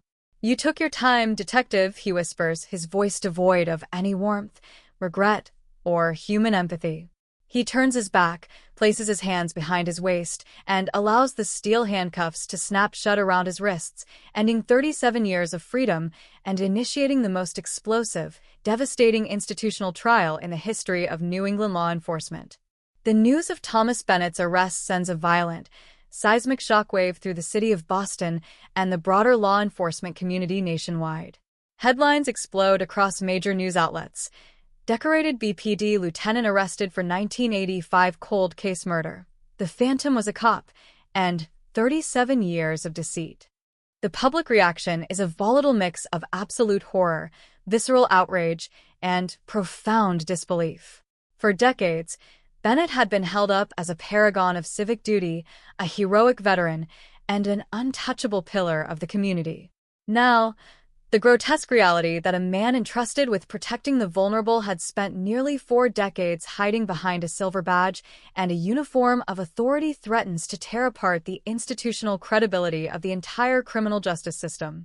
As Bennett sits in a windowless holding cell at the Suffolk County House of Correction, wearing an orange jumpsuit instead of his tailored suits, a massive multi-agency forensic search team executes a comprehensive search warrant at his suburban residence. For 3 days, forensic technicians, state troopers, and federal agents systematically dismantle the property. They pull up floorboards, scan drywall with ground-penetrating radar, search the attic insulation, and excavate portions of his meticulously kept backyard garden. What they discover inside a hidden, fireproof safe built behind a false wall in his basement workshop turns a single murder investigation into a terrifying, sprawling saga of calculated, serial criminality. Inside the safe, wrapped in oilskin paper and preserved with chilling, obsessive order, lies a collection of dark trophies spanning several decades. Investigators recover yellowed newspaper clippings of Clara Miller's murder, police crime scene photos that were illegally removed from the Area D precinct evidence lockers in late 1985, and a small, velvet-lined box containing personal trinkets belonging to Clara, including a unique silver chain necklace that her family had reported missing on the night of her death. But even more chilling than the physical artifacts of Clara's murder are dozens of leather-bound notebooks containing precise, handwritten logs detailing Bennett's personal movements, surveillance notes on young women, and coded entries dating back to his time as a young patrol officer in the 1970s. The defense team assembled for Bennett is formidable, a high-priced group of elite defense attorneys led by a legendary Boston trial lawyer known for dismantling forensic evidence in high-stakes murder trials. From the outset, the defense launches an aggressive, scorched-earth legal strategy designed to suppress the touch DNA evidence and delegitimize the use of forensic genetic genealogy. In pretrial motions, they argue that the covert collection of Bennett's discarded coffee cup violated his Fourth Amendment protections against unlawful search and seizure, alleging that the state police unit engaged in an unconstitutional targeted search without probable cause. They further claim that the touch DNA sample recovered from the 1985 zip ties was severely contaminated by improper handling by historical evidence clerks over 37 years, asserting that Bennett's biological material could have been transfer-contaminated during his legitimate presence at the crime scene as a responding officer. The pretrial evidentiary hearings in Suffolk Superior Court draw standing-room-only crowds of media, legal scholars, retired officers, and surviving members of Clara Miller's extended family. The atmosphere inside the courtroom is thick with tension as Detective Sarah Vance takes the witness stand. Under a grueling, multi-day cross-examination by the defense, Vance remains completely unshakable. She calmly and methodically details the pristine chain of custody maintained for Box 85, B. 1094, presenting environmental storage logs, sealed packaging records, and modern liquid matrix extraction protocols that definitively rule out secondary transfer contamination. The prosecution's lead attorney brings in world-renowned molecular biologists and population geneticists to explain the inescapable mathematical power of the DNA match. They demonstrate that the touch DNA was found specifically on the interior latch mechanism of the nylon zip tie, a surface that was physically shielded from ambient airborne dust or surface contact during the initial 1985 response, and could only have been deposited by the individual who forcefully threaded and pulled the locking strap tight around Clara's wrists. The statistical probability, the experts testify, that the biological profile belongs to anyone other than Thomas Bennett is less than 1 in 1 billion. After months of fierce legal warfare, the presiding judge issues a landmark ruling. The touch DNA evidence, the genealogical methodology, and the covertly collected coffee cup sample are all deemed fully admissible under state and federal law. The judge notes that Bennett had no reasonable expectation of privacy for garbage voluntarily surrendered in a public establishment, and that the modern scientific techniques used to analyze historical evidence represent a legitimate, constitutional evolution of forensic science. With his legal shields destroyed and the physical evidence mounting into an unassailable mountain of guilt, Bennett's defense team realizes that facing a jury trial carries an absolute certainty of a conviction for first-degree murder, which carries a mandatory sentence of life in prison without the possibility of parole. Behind closed doors in the prosecutor's office, high-level plea negotiations begin. The district attorney takes a firm, unyielding stance: no reduction in charges, no possibility of early release, and no deal unless Bennett provides a complete, full, on-the-record confession detailing every aspect of his crime, including how he exploited his police authority to murder Clara Miller and evade justice for nearly 40 years. On a freezing morning in January 2022, 36 years and 2 months after Clara Miller took her last breath in apartment 4B, Thomas Bennett is led into a packed courtroom to enter his formal plea. Wearing leg irons and wrist restraints, his silver hair unkempt, the once revered lieutenant stands before the court. The mask of civic nobility is completely gone, leaving behind a cold, hollow shell of a man staring blankly ahead. The prosecutor reads the formal bill of indictment, detailing the horrific sequence of events on November 14, 1985. Bennett had used his police cruiser and uniform to stalk Clara Miller, gaining entry to her home under the guise of an official security inquiry regarding recent neighborhood burglaries.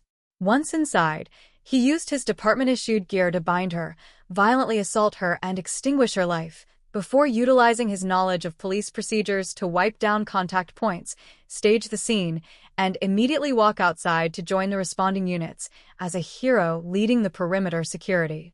"How do you plead to the charge of first-degree murder?" the judge asks, her voice echoing in the heavy silence of the courtroom. Bennett pauses for a long, agonizing moment. He turns his head slightly toward the gallery, looking at the tear-filled eyes of Clara's remaining relatives and the stunned faces of his former police colleagues. "Guilty, Your Honor," Bennett speaks, his voice flat, devoid of emotion, and chillingly quiet. The courtroom collective gasps. The judge wastes no time, delivering a scathing, righteous sentencing statement that condemns Bennett not only for the murder of an innocent young woman, but for polluting the sacred trust placed in those who are the badge. She sentences Thomas Bennett to life imprisonment in a maximum security state penitentiary without the possibility of parole, ensuring that he will spend his remaining days confined to a concrete cell, isolated from the society he betrayed.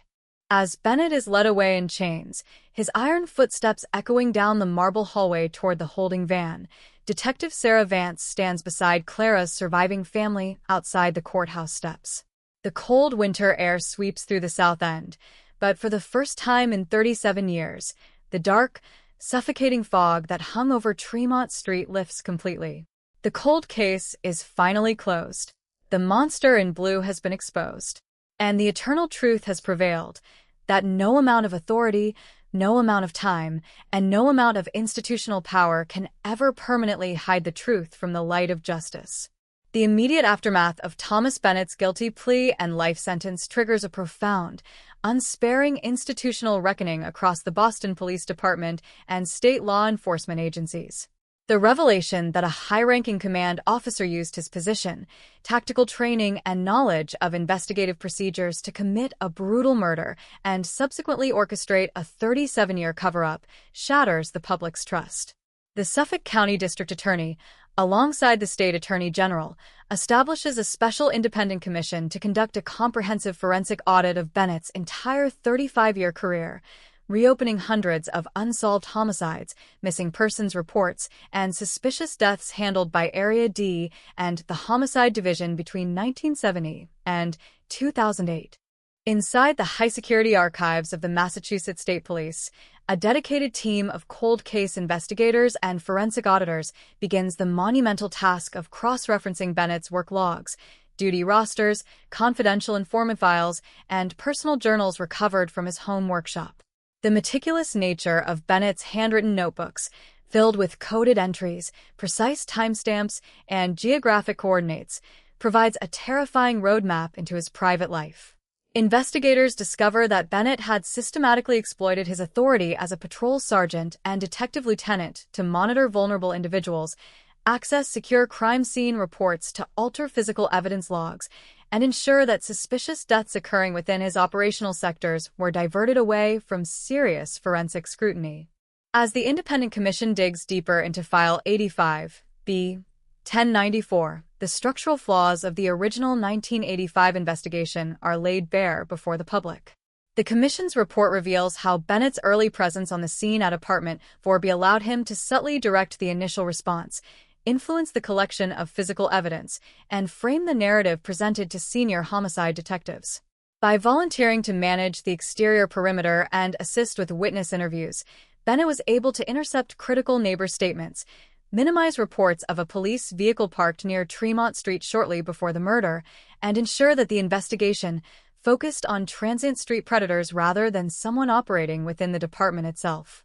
The fall of Thomas Bennett also sends profound shockwaves through the community of retired law enforcement officers who had once considered him a trusted mentor and friend. Former colleagues who had stood beside Bennett at award ceremonies, police galas, and retirement celebrations are forced to confront the horrifying reality that they had been blind to a predator hiding in plain sight. In public statements and tearful press conferences, retired detectives express deep remorse, acknowledging that institutional loyalty, informal professional deference, and a pervasive reluctance to suspect one of their own had created blind spots that allowed Bennett to operate with complete impunity for decades. For Detective Sarah Vance and the members of the Unsolved Homicide Molecular Initiative, the resolution of Clara Miller's murder represents both a historic forensic triumph and a sobering warning. The successful integration of touch DNA technology and forensic genetic genealogy in solving File 85B-1094 creates a new national model for cold case units across the country. Law enforcement agencies from across the globe send investigative teams to Boston to study the precise methodology used by Detective Vance and the State Forensic Laboratory, establishing standardized operational protocols for the preservation, liquid matrix extraction, and legal handling of legacy biological evidence. In the South End, on the quiet block of Tremont Street where Clara Miller's life was taken, residents gather for a solemn, candlelight memorial service organized by local art students and neighborhood advocates. A permanent bronze plaque is embedded into the brick facade near the entrance of the building, bearing Clara's name, her birth date, and an inscription dedicated to the power of truth and the resilience of human memory. The annual memorial becomes a gathering place for families of cold case victims across New England, a physical space where loved ones find comfort in the knowledge that time will never erase the demand for justice. Inside the maximum security state penitentiary where Thomas Bennett is incarcerated, the former lieutenant lives in complete, permanent isolation from the general prison population. Stripped of his pension, his decorations, and his public standing, Bennett spends 23 hours a day inside an 8-by-10-foot concrete cell, monitored by continuous video surveillance. He refuses all interview requests from journalists, authors, and documentary filmmakers, maintaining a cold, silent refusal to express remorse or offer public accountability for his actions. Yet, behind the heavy steel door, the narrative of his absolute control has been permanently shattered, replaced by the unassailable record of his guilt preserved in the state's digital genomic archives. The resolution of the Boston 1985 cold case stands as a watershed moment in the history of modern criminal justice, a definitive proof that the passage of time offers no true sanctuary to those who commit acts of violence, and that the relentless advancement of scientific truth will eventually pierce even the thickest walls of institutional protection to bring the hidden past into the light. Part 6. The systemic shockwaves from Thomas Bennett's conviction refuse to dissipate, escalating into an unprecedented institutional overhaul that reverberates across the entire American criminal justice landscape. The revelation that an elite homicide supervisor could systematically weaponize his badge to murder, manipulate crime scenes, and maintain absolute impunity for 37 years forces federal regulatory bodies and state legislatures to fundamentally reevaluate how law enforcement cold cases, internal corruption, and physical evidence lockers are governed. In the state capitol, lawmakers draft sweeping legislation known as the Miller-Vance Evidence and Accountability Act, designed to strip police departments of sole custody over legacy evidence and establish independent judicial oversight for any unresolved cold case involving current or former law enforcement personnel. Under this new statutory mandate, the state creates an autonomous, nonpartisan forensic repository where all legacy biological evidence, crime scene logs, and physical items from unsolved homicides predating 2000 are transferred, categorized, and preserved in climate-controlled, ultra-secure biological pods. The era of evidence boxes sitting in humid, forgotten subbasements, subject to neglect, accidental destruction, or deliberate evidence tampering by corrupt officials, is brought to an absolute, permanent end. Every physical artifact linked to File 85B-1094, along with thousands of other cold case files across New England, is indexed into a dynamic digital matrix that continuously monitors the sample's microenvironmental stability and flags it for retesting whenever new forensic technologies emerge. Simultaneously, the Special Independent Commission auditing Bennett's 35-year career expands its operational mandate, bringing in federal forensic accountants, criminologists, and cold case specialists from around the nation.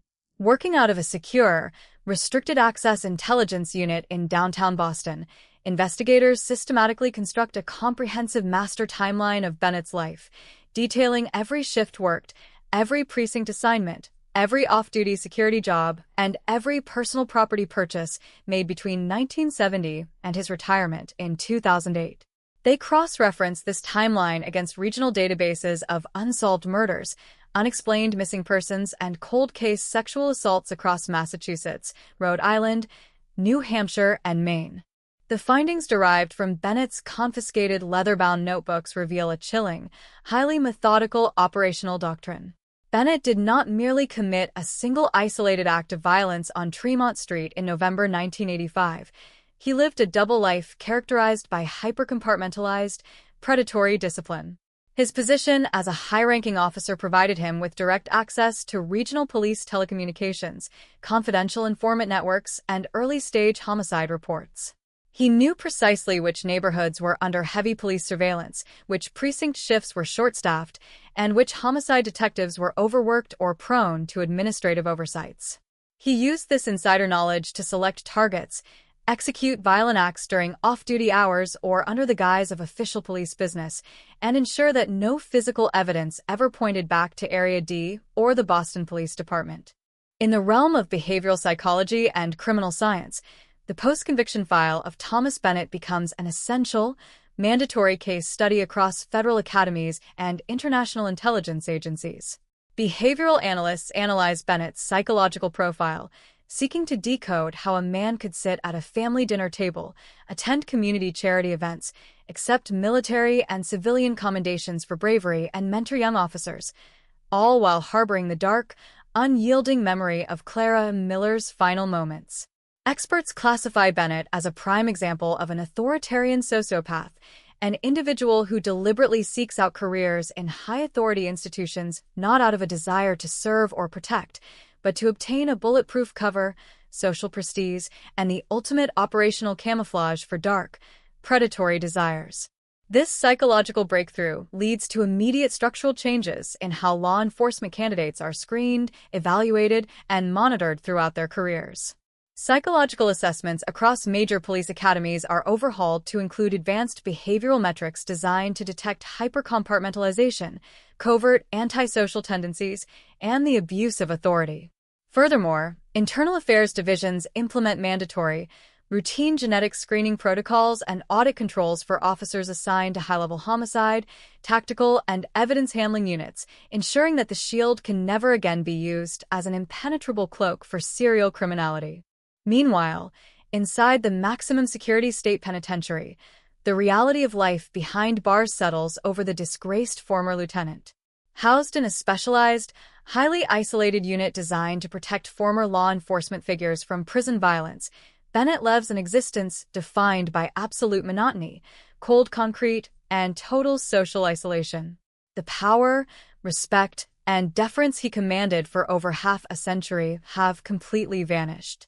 Guarded by young correctional officers who view him not as a legendary former leader, but as an appalling traitor to the uniform, Bennett's daily life is reduced to silent meals, brief solitary recreation periods in an enclosed courtyard, and endless hours staring at the plain white walls of a cell.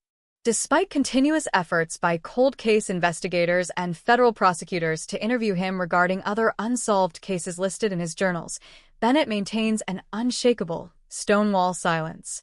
He sits across from investigators in interrogation rooms, arms folded, eyes cold and unblinking, refusing to utter a single word or offer a shred of closure to other grieving families whose cases bear his eerie operational signature. Yet, his silence no longer holds the justice system hostage.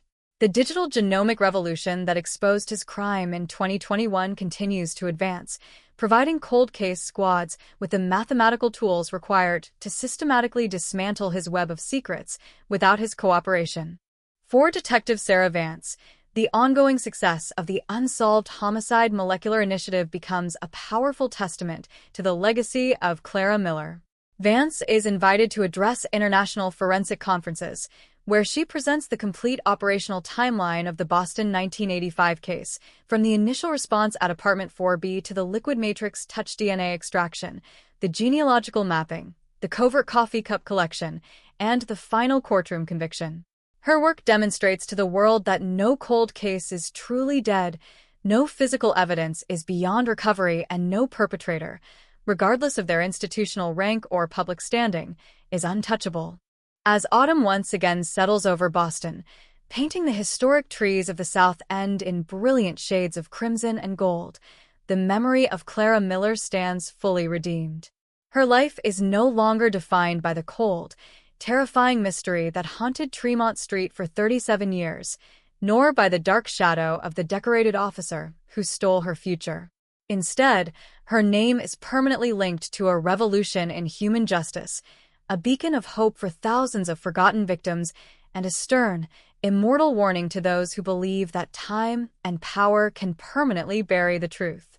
The ripple effects of the Bennett conviction accelerate into a full-scale national movement targeting cold case resolution across major metropolitan police departments. As the Miller-Vance Evidence and Accountability Act goes into full effect, municipal precincts throughout New England are legally compelled to open their legacy vaults to independent, nonpartisan forensic audits. What begins as a localized effort in Boston rapidly spreads across state lines, creating a unified Northeastern forensic coalition that connects cold case squads, university molecular biology labs, and state attorney general offices in an unprecedented effort to resolve decades-old unsolved crimes. In Boston, the impact of this new forensic era is immediate and staggering. Inside the newly established Autonomous Evidence Repository, a state-of-the-art facility located in an industrial sector just outside the city center, hundreds of sealed cardboard boxes from the 1970s, 1980s, and 1990s are processed through an automated digital intake system. Each item, from weathered clothing to degraded physical bindings, is cataloged using ultra-high-resolution 3D spatial scanning and assigned a unique molecular tracking code. The humid subbasements and dusty storage closets of the past are replaced by climate-controlled vaults maintaining precise ambient temperature, zero-humidity nitrogen enclosures, and airborne contaminant filtration designed to preserve biological material for centuries. Among the first cases prioritized under this newly established protocol are those bearing terrifying operational similarities to the murder of Clara Miller. Forensic genealogists working in tandem with state cold case investigators systematically review unresolved homicides occurring along the eastern seaboard between 1975 and 2005. They focus specifically on cases characterized by a complete lack of forced entry, precise physical restraint using industrial fasteners, wiped primary contact surfaces, and the total absence of opportunistic physical struggle.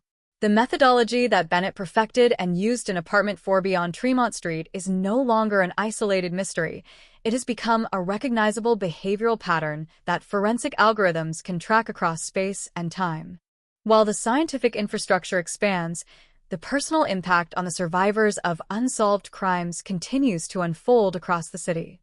For the remaining friends, colleagues, and distant relatives of Clara Miller, the resolution of the case provides a sense of profound, long overdue relief, mixed with lingering anger over the decades of institutional deception.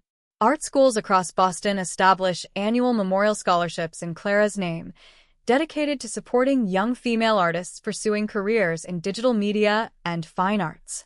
Her original paintings, which lay untouched in the Area D evidence lockers for 37 years, are carefully restored by conservation experts and placed on permanent display in a dedicated wing of the city's Modern Art Center, a living testament to a vibrant creative life that could not be permanently erased by an act of cowardice. Inside the walls of the maximum security penitentiary, Thomas Bennett's reality contracts to its absolute limit. Stripped of all former legal privileges, his appeals exhausted, and his public legacy thoroughly destroyed, the 71-year-old former officer spends his days in complete obscurity. The high-profile defense team that once aggressively fought to suppress the touch DNA evidence has dissolved, leaving him with public defenders who manage his minimal administrative filings.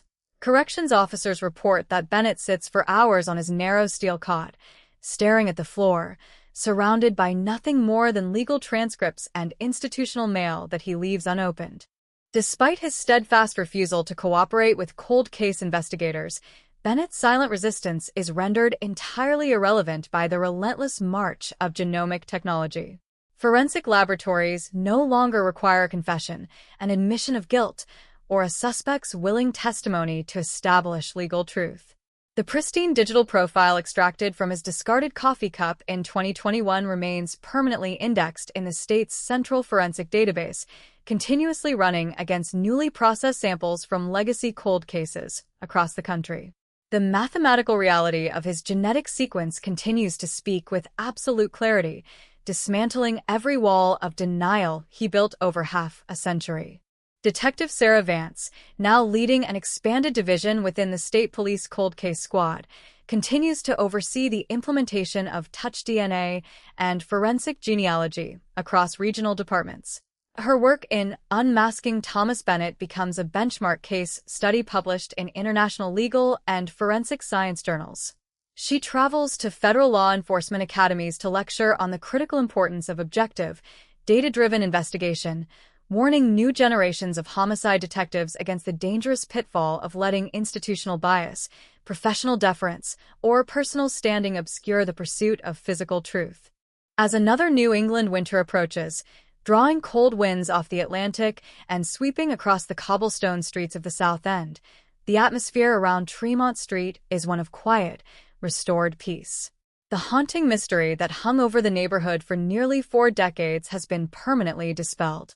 In its place stands an unshakable legacy of scientific accountability, victim advocacy, and institutional reform, a lasting tribute to Clara Miller and an unyielding reminder that no amount of power, no silver badge, and no length of time can ever truly hide the truth from the light of justice. The institutional awakening sparked by the conviction of Thomas Bennett quickly expands beyond state borders, driving an unprecedented national audit of legacy evidence handling within major metropolitan police departments. The passage of the Miller-Vance Evidence and Accountability Act serves as a statutory framework for legislative reform across the United States, forcing municipal jurisdictions to recognize that physical evidence left in unresolved cases is in sacred public trust. The days of cardboard evidence boxes, decaying in damp precinct basements, subject to temperature spikes, biological degradation, and untracked human access, are permanently brought to an end. Across the country, state crime laboratories begin constructing state-of-the-art biological repositories inspired by the facility in Massachusetts.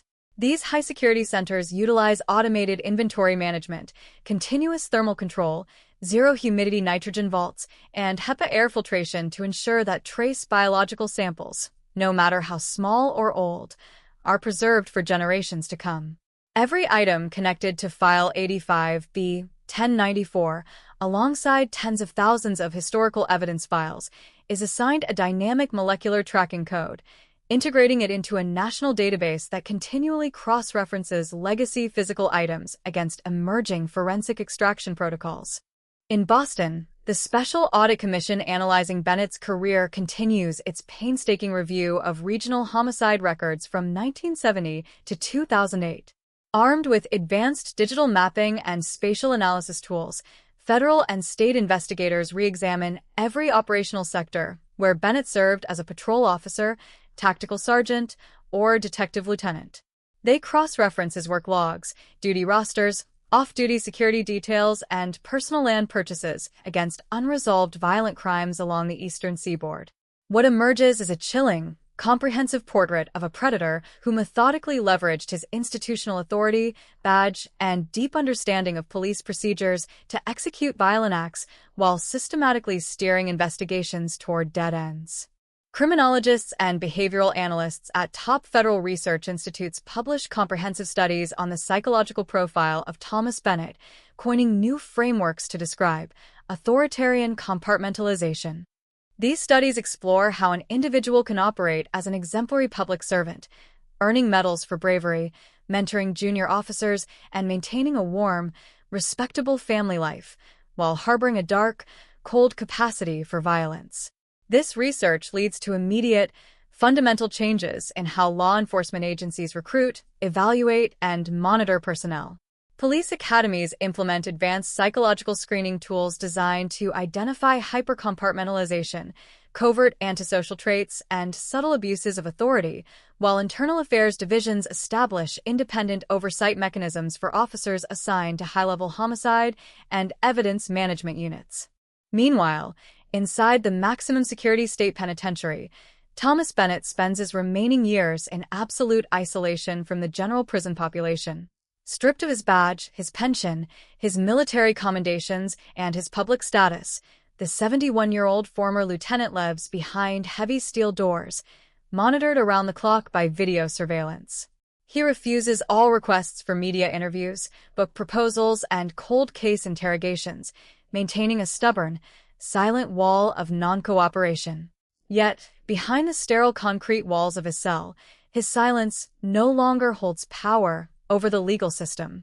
The digital genomic profile extracted from his discarded coffee cup in 2021 remains permanently embedded in state and federal databases, continuously running against newly processed cold case samples and rendering his personal silence entirely obsolete. For Detective Sarah Vance and the State Police Cold Case Squad, the operational victory in the Clara Miller case becomes a powerful model for global law enforcement. Vance travels to international forensic symposiums, lecturing on the integration of touch DNA extraction, liquid matrix washing, and forensic genetic genealogy in resolving decades-old cold cases. Her work demonstrates to investigators worldwide that no case is ever truly lost to time and that no perpetrator, regardless of their institutional standing or tactical knowledge, can permanently escape the mathematical certainty of modern genomic science. In the South End, on the quiet stretch of Tremont Street where Clara Miller lived and died, the neighborhood enjoys a deep, restored sense of safety. The bronze plaque installed near the entrance of apartment 4B serves as a quiet, enduring tribute to Clara's vibrant life and creative talent, attracting visitors, art students, and advocates for cold case justice from across the nation. The haunting memory of a killer in uniform who once walked those streets has been replaced by an unshakable legacy of scientific accountability and victim advocacy. The case of Boston 1985 stands forever as an immortal monument to the truth that no secret is deep enough to remain hidden forever, that power and authority offer no sanctuary to guilt, and that the unyielding pursuit of justice through science, love, and human persistence will always pierce the deepest darkness to set the innocent free. The ongoing institutionalization of the lessons learned from File 85, B.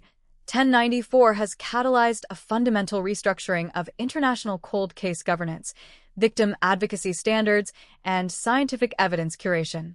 What began on November 14, 1985, as an agonizing, unsolved murder in Boston's South End has systematically transformed into an enduring, multifaceted operational doctrine. The narrative of Clara Miller, the methodical capture of former Lieutenant Thomas "Tommy" Bennett, and the decades of relentless investigative labor stand as a unified framework for modern criminal justice. Across legislative assemblies and international law enforcement consortia, the widespread adoption of the Miller-Vance evidence integrity mandate has redefined the physical preservation of criminal evidence. Historically, municipal law enforcement agencies faced chronic spatial and financial constraints, often leading to the premature destruction, improper climate storage, or administrative neglect of legacy evidence lockers.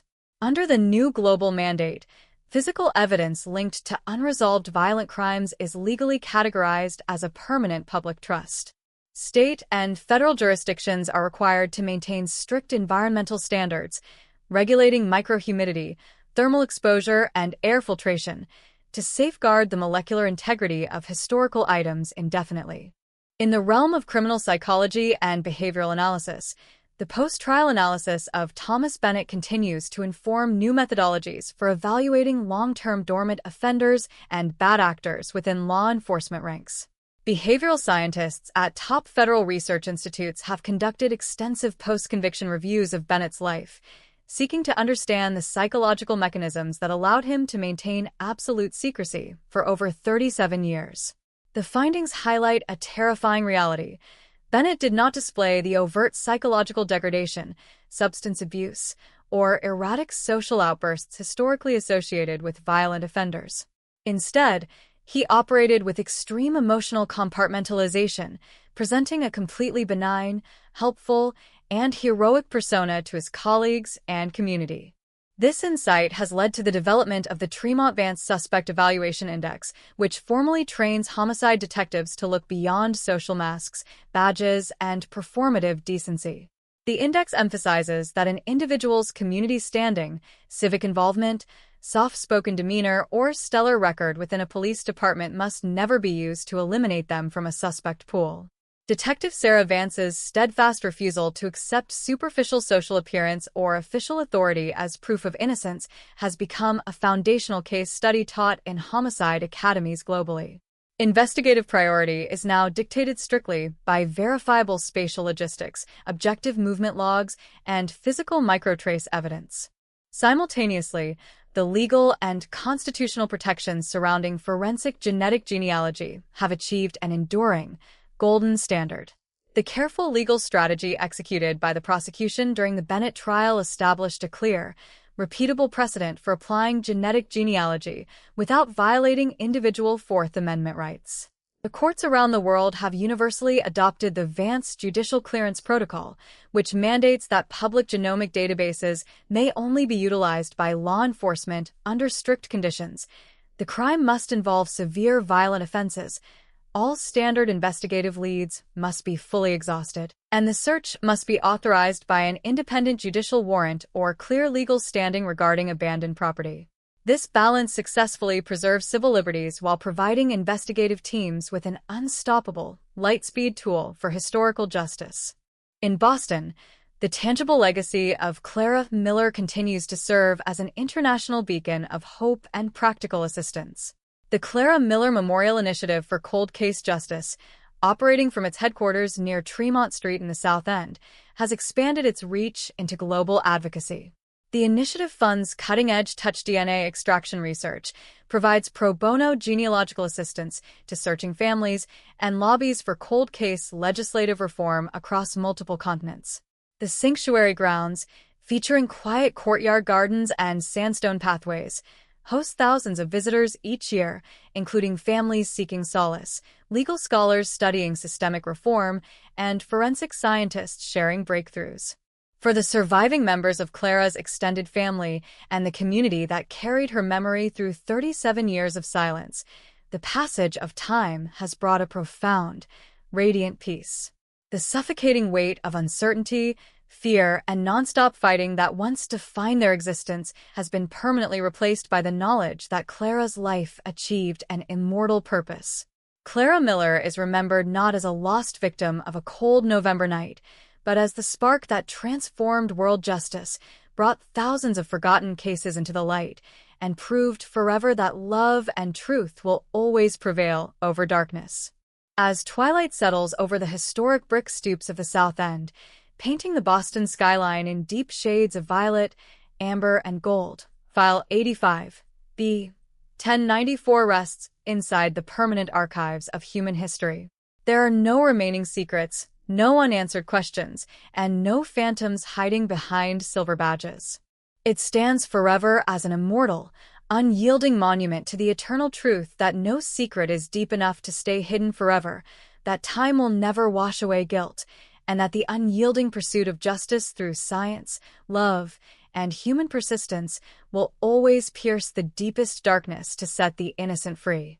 The Deepwater legacy of File 85, B. 1094 extends far beyond municipal courtrooms and national borders, penetrating the rapidly evolving disciplines of modern digital preservation, algorithmic cold case triage, and international forensic consensus.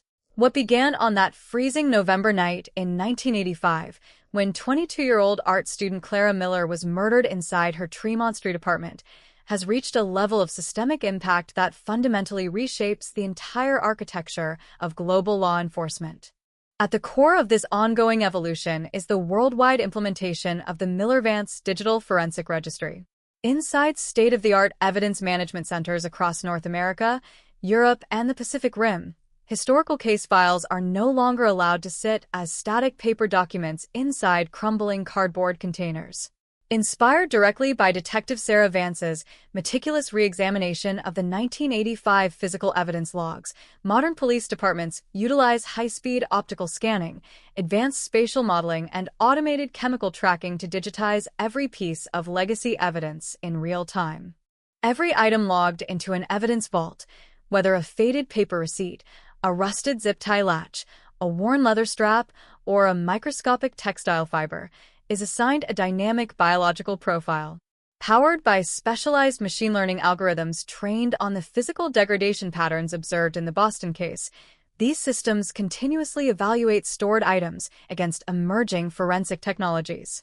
When a new chemical wash or high-resolution genomic sequencing protocol achieves peer-reviewed validation, the registry automatically alerts cold case investigators, identifying specific legacy items in storage that are now capable of yielding pristine genetic profiles. The wiped nylon zip ties from Box 85, B1094, have thus evolved into a digital template, ensuring that no physical evidence ever sits idle while science advances. Simultaneously, the scientific community continues to refine the specialized liquid matrix wash procedures that first unlocked Thomas Bennett's microscopic cellular signatures. In state and university research laboratories worldwide, molecular biologists are pushing the physical boundaries of touch DNA extraction even further. Scientists are now capable of isolating, amplifying, and sequencing intact genomic profiles from host materials containing fewer than 5 severely degraded epithelial cells, even when those items have been exposed to extreme thermal cycling, humidity fluctuations, or decades of oxidation. The myth that cold climates, historical neglect, or alcohol wipes permanently incinerate human DNA has been completely eradicated from modern forensic science. In the fields of behavioral analysis and criminal psychology, the post-conviction study of Thomas Bennett remains an essential case study across federal police academies and international intelligence agencies. Bennett's ability to commit a violent, life-ending act in November 1985 and subsequently resume an entirely mundane, highly decorated career in law enforcement for decades shattered traditional assumptions regarding violent offender behavior. Criminologists have formally categorized this phenomenon as hypercompartmentalized predatory behavior, the psychological capacity to execute a severe crime and immediately lock that memory behind an unyielding wall of social discipline, blending seamlessly back into civilian society as an unassuming, respected figure. Under the updated Tremont Vance investigative guidelines, law enforcement agencies worldwide have permanently eliminated subjective character assessments, community standing, internal departmental rank, or a lack of prior criminal records as grounds for excluding individuals from suspect pools. Performative civic decency, soft-spoken manners, military medals, and silver badges are explicitly rejected as proof of innocence. Homicide units operate under a strict, data-driven mandate focused strictly on objective spatial proximity, verified historical access, movement logs, and physical microtrace evidence. The dangerous operational trap of trusting superficial social respectability or professional brotherhood has been permanently removed from modern investigative logic. In the legal arena, the prosecution of Thomas Bennett stands as an unshakable, global precedent regarding covert biological evidence collection and Fourth Amendment protections. Appellate courts and international judicial bodies have repeatedly affirmed the legal doctrine established during the Boston proceedings. When a suspect willingly surrenders possession of an item in a publicly accessible space, such as discarding a paper coffee cup into a fast food trash bin, any biological material adhering to that item is legally classified as abandoned property. This clear judicial standard empowers covert surveillance units to operate with total legal confidence, gathering definitive genetic proof without alerting high-risk suspects or compromising operational security. In Boston, Massachusetts, the physical and emotional landscape surrounding the South End stands fully cleansed of the shadow that hung over it for nearly 4 decades. The quiet residential street where Clara lived in 1985 carries no remaining aura of unsolved tragedy. Instead, it exists as a tranquil, historic neighborhood where longtime residents, young artists, and new families walk with a restored sense of safety and community trust. At the center of this enduring transformation rests the Clara Miller Memorial Initiative for Cold Case Justice. Operating from its headquarters in the South End, the foundation continues its international mission under the visionary leadership of victim advocates, legal scholars, and forensic scientists. The initiative provides direct financial grants for advanced genomic testing, pro bono genealogical mapping, and specialized legal advocacy to thousands of families worldwide who remain trapped in the painful twilight of an unsolved disappearance or murder. The sanctuary grounds, featuring peaceful urban gardens, brick pathways, and state-of-the-art research facilities, serve as a living monument to the power of human memory fused with cutting-edge science. For the community and the investigators who carried Clara's memory through 37 years of silence, the passage of time has brought an absolute, unbroken peace. Looking out over the vibrant, historical architecture of Boston, they live with the deep, comforting knowledge that Clara's life achieved an immortal purpose. Clara Miller is remembered across the world not as a forgotten victim of a cold autumn night, but as the enduring spark that transformed human justice, brought thousands of cold cases into the light, and proved forever that love, science, and relentless human persistence will always conquer the deepest dark. As twilight settles over the Boston Harbor, brushing the brick stoops of Tremont Street with shades of deep indigo, magenta, and gold, File 85, B. 1094 rests in the eternal archives of human history. There are no remaining secrets, no unanswered questions, and no phantoms hiding behind silver badges. It stands forever as an immortal, unyielding monument to the truth that no secret is deep enough to stay hidden forever, that time will never grant sanctuary to guilt, and that the unyielding pursuit of justice through science, love, and human persistence will always pierce the deepest darkness to set the innocent free. The continuous expansion of the Vance Doctrine into international law, advanced molecular research, and structural police reform marks the ultimate culmination of File 85, B. 1094. What began as a localized, high-stakes cold case on a freezing November night on Tremont Street has solidified into a permanent global benchmark for investigative integrity and victim advocacy. The methodical extraction of microtrace touch DNA from the interior latch of the nylon zip ties used to bind Clara Miller's wrists, once a microscopic gamble in a laboratory in Framingham, now serves as the ultimate proof that truth is indestructible when pursued with absolute scientific rigor. Across state, federal, and international crime laboratories, the application of the Miller-Vance Protocol has redefined the outer limits of biological evidence recovery. Modern forensic facilities, operating under strict ultra-clean protocols, regularly reopen historical evidence, vaults once thought to be permanently compromised by environmental neglect, chemical contamination, or decades of ambient decay.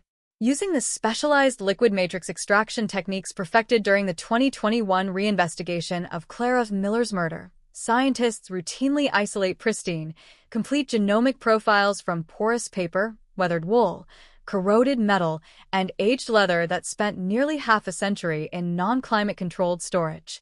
This scientific triumph has permanently shattered the long-standing legal defense argument that age, ambient humidity, or surface wiping inevitably incinerates biological trace evidence beyond judicial utility. In the realm of behavioral science and investigative logic, the post-conviction file of Thomas "Tommy" Bennett remains mandatory reading across federal police academies, judicial seminars, and intelligence agencies worldwide. For 37 years, Bennett maintained absolute, operational compartmentalization, living as a decorated lieutenant, a celebrated combat veteran, a pillar of the South End community, and a loving grandfather. His ability to blend seamlessly back into normal civilian and professional life after committing an act of savage brutality dismantled decades of flawed criminological theory, which held that violent predators inevitably escalate, unravel, or leave obvious social footprints. This fundamental realization led directly to the universal enforcement of the Tremont-Vance investigative directives. Under these guidelines, homicide units globally are legally prohibited from utilizing subjective character assessments, community standing, military honors, or internal departmental status to eliminate individuals from suspect pools. Performative civic virtue, A silver badge and decades of spotless public service are explicitly rejected as proof of innocence. Investigative priority is dictated strictly by objective spatial logistics, verified historical access, movement logs, and physical microtrace evidence. Detective Sarah Vance's refusal to allow Bennett's legendary reputation to divert suspicion has become the foundational golden standard taught to every rising detective in modern law enforcement. In the legal arena, the conviction of Thomas Bennett established an unshakable, permanent precedent regarding covert biological evidence collection and Fourth Amendment protections. Appellate courts and supreme judicial bodies around the globe consistently cite the legal framework established during the Boston proceedings. When an individual voluntarily surrenders possession of an item in a publicly accessible space, such as discarding a paper coffee cup into a municipal trash receptacle, any biological material adhering to that item is legally classified as abandoned property. This clear judicial standard allows covert surveillance teams to operate with complete legal confidence, securing uncompromised reference DNA without alerting high-risk, tactically trained suspects or endangering the public.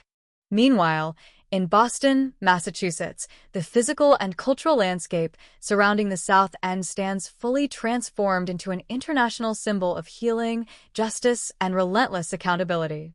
The quiet residential block on Tremont Street where 22-year-old Clara Miller lived and died carries no remaining shadow of an unsolved tragedy. Longtime residents, young art students, and visiting families walk the sunlit, historic avenues with a restored sense of safety and profound community trust, knowing that the phantom in blue who once walked among them was unmasked, stripped of his authority, and held fully accountable before the law. At the center of this enduring legacy sits the Clara Miller Memorial Initiative for Cold Case Justice. Operating from its headquarters in the South End, the foundation continues its vital global work under the visionary leadership of victim advocates, legal scholars, and forensic scientists. The initiative provides direct financial grants for advanced genomic testing, pro bono genealogical mapping, and specialized legal advocacy to thousands of families worldwide who remain trapped in the painful twilight of an unsolved murder or disappearance. The initiative's sanctuary grounds, featuring peaceful urban courtyard gardens, brick pathways, and cutting-edge forensic research laboratories, serve as a living, breathing monument to the power of human memory fused with cutting-edge science. For Detective Sarah Vance and the surviving community that carried Clara's name through 37 years of silence, the passage of time has brought a deep, radiant, and absolute peace. Looking out over the vibrant, historical skyline of Boston, where the harbor reflects the brilliant light of a new day, they live with the comforting, unassailable knowledge that Clara Miller's life achieved an immortal purpose. She is remembered across the world not as a helpless victim of a cold November night, but as the enduring spark that revolutionized global justice, brought thousands of forgotten cold cases into the light, and proved forever that no secret is deep enough to stay hidden from the light of truth. As twilight settles over the Boston skyline, brushing the historic red brick facades of Tremont Street with shades of deep indigo, magenta, and gold, File 85, B. 1094 rests in the permanent archives of human history. There are no remaining secrets, no unanswered questions, and no phantoms hiding behind silver badges. It stands forever as an immortal, unyielding monument to the eternal truth that no secret is deep enough to stay hidden forever, that time will never grant sanctuary to guilt, and that the unyielding pursuit of justice through science, love, and human persistence will always pierce the deepest darkness to set the innocent free.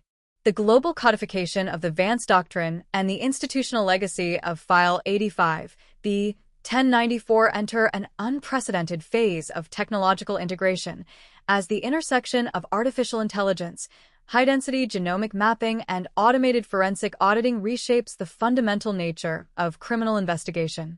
What began in the freezing autumn of 1985 on Tremont Street as an agonizingly cold murder scene has evolved beyond a historical milestone into a living, continuously updating operational ecosystem. The narrative of Clara Miller, The unmasking of retired Detective Lieutenant Thomas "Tommy" Bennett and the painstaking labor of Detective Sarah Vance now serve as the structural pillar upon which 21st-century cold case architecture is constructed. Inside the sprawling digital command center of the Northeastern Forensic Coalition in downtown Boston, advanced algorithmic networks work continuously alongside elite homicide investigators. These automated systems do not replace human judgment. Rather, they eliminate the human blind spots that allowed predators like Bennett to hide behind silver badges and institutional deference for nearly 4 decades. Every historical case file digitized under the Miller-Vance Evidence and Accountability Act is continuously cross-examined by deep learning models capable of analyzing millions of spatial, temporal, and forensic data points in fractions of a second. The system evaluates legacy crimes not merely by surface parameters, but through intricate behavioral and forensic vectors. It maps historical police shift schedules, radio log transmissions, property transfer records, and geographic patrol patterns against unresolved homicides across North America and Europe.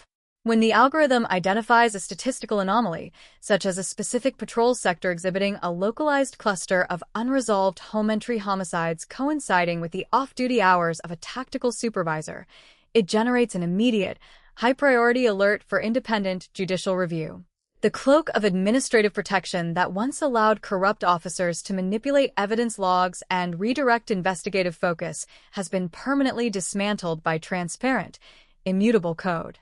Simultaneously, the physical science of touch DNA extraction achieves breakthroughs that push the boundaries of molecular detection to the quantum level. In state-of-the-art research laboratories affiliated with the Clara Miller Memorial Initiative, forensic scientists deploy nanoscale fluidic washes and laser-induced fluorescence spectrometry. Technicians are no longer restricted to recovering intact cellular material from protected surfaces like the interior latch of a zip tie.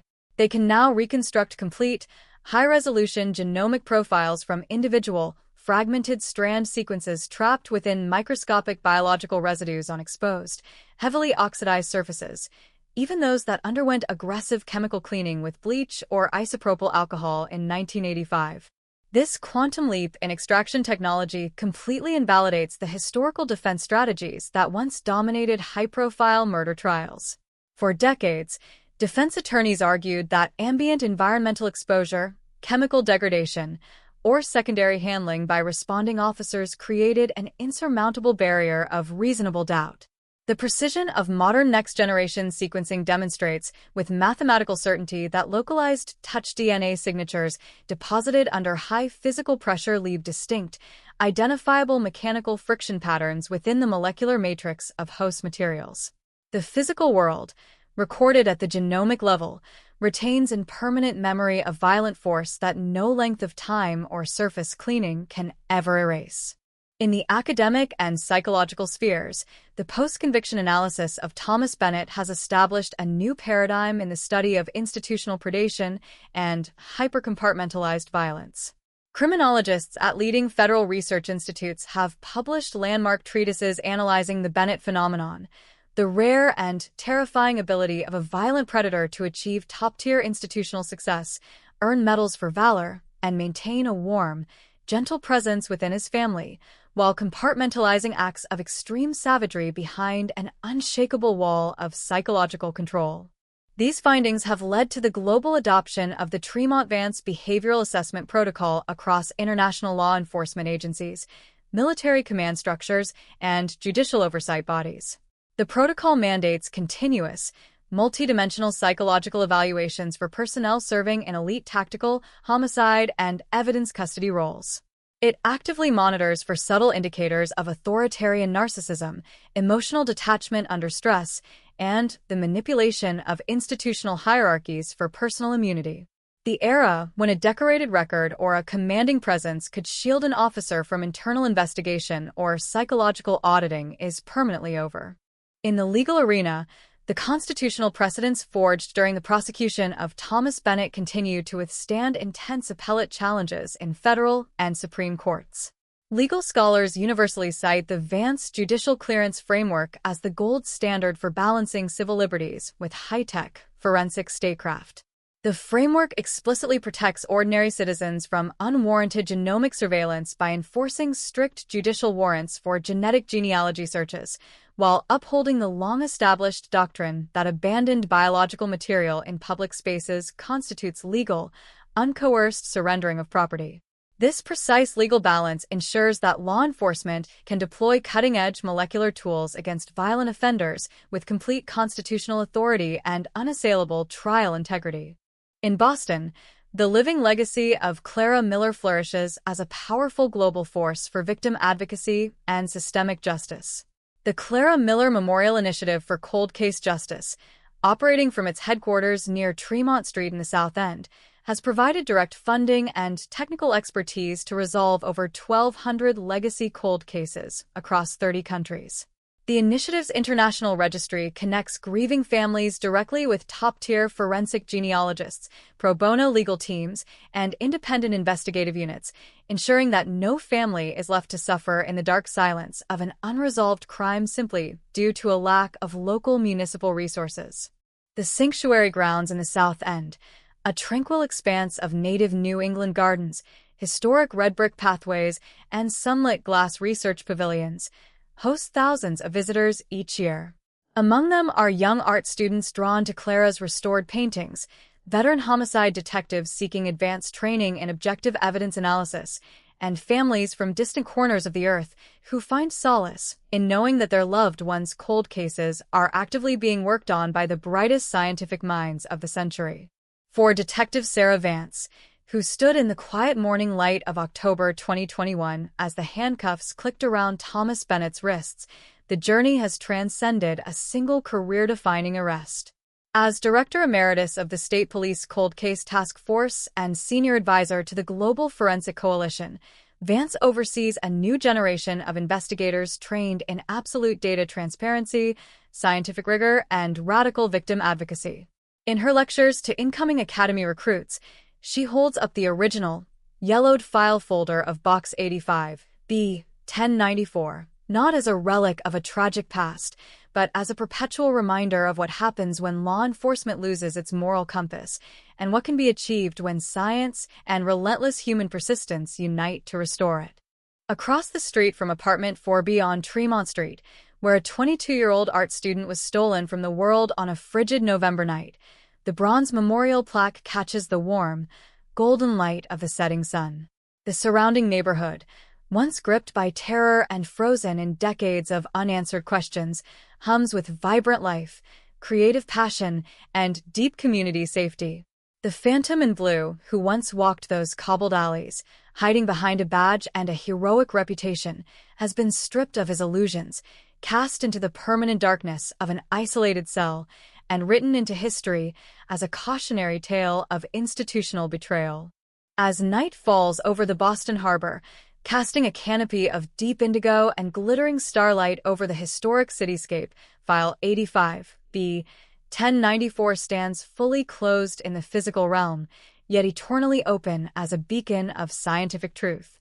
It remains an immortal, unyielding testament to the ultimate law of human existence, that no secret is deep enough to stay hidden forever, that power and silver badges offer no sanctuary to guilt, and that the unyielding pursuit of justice through truth, science, and love will always pierce the deepest darkness to set the innocent free.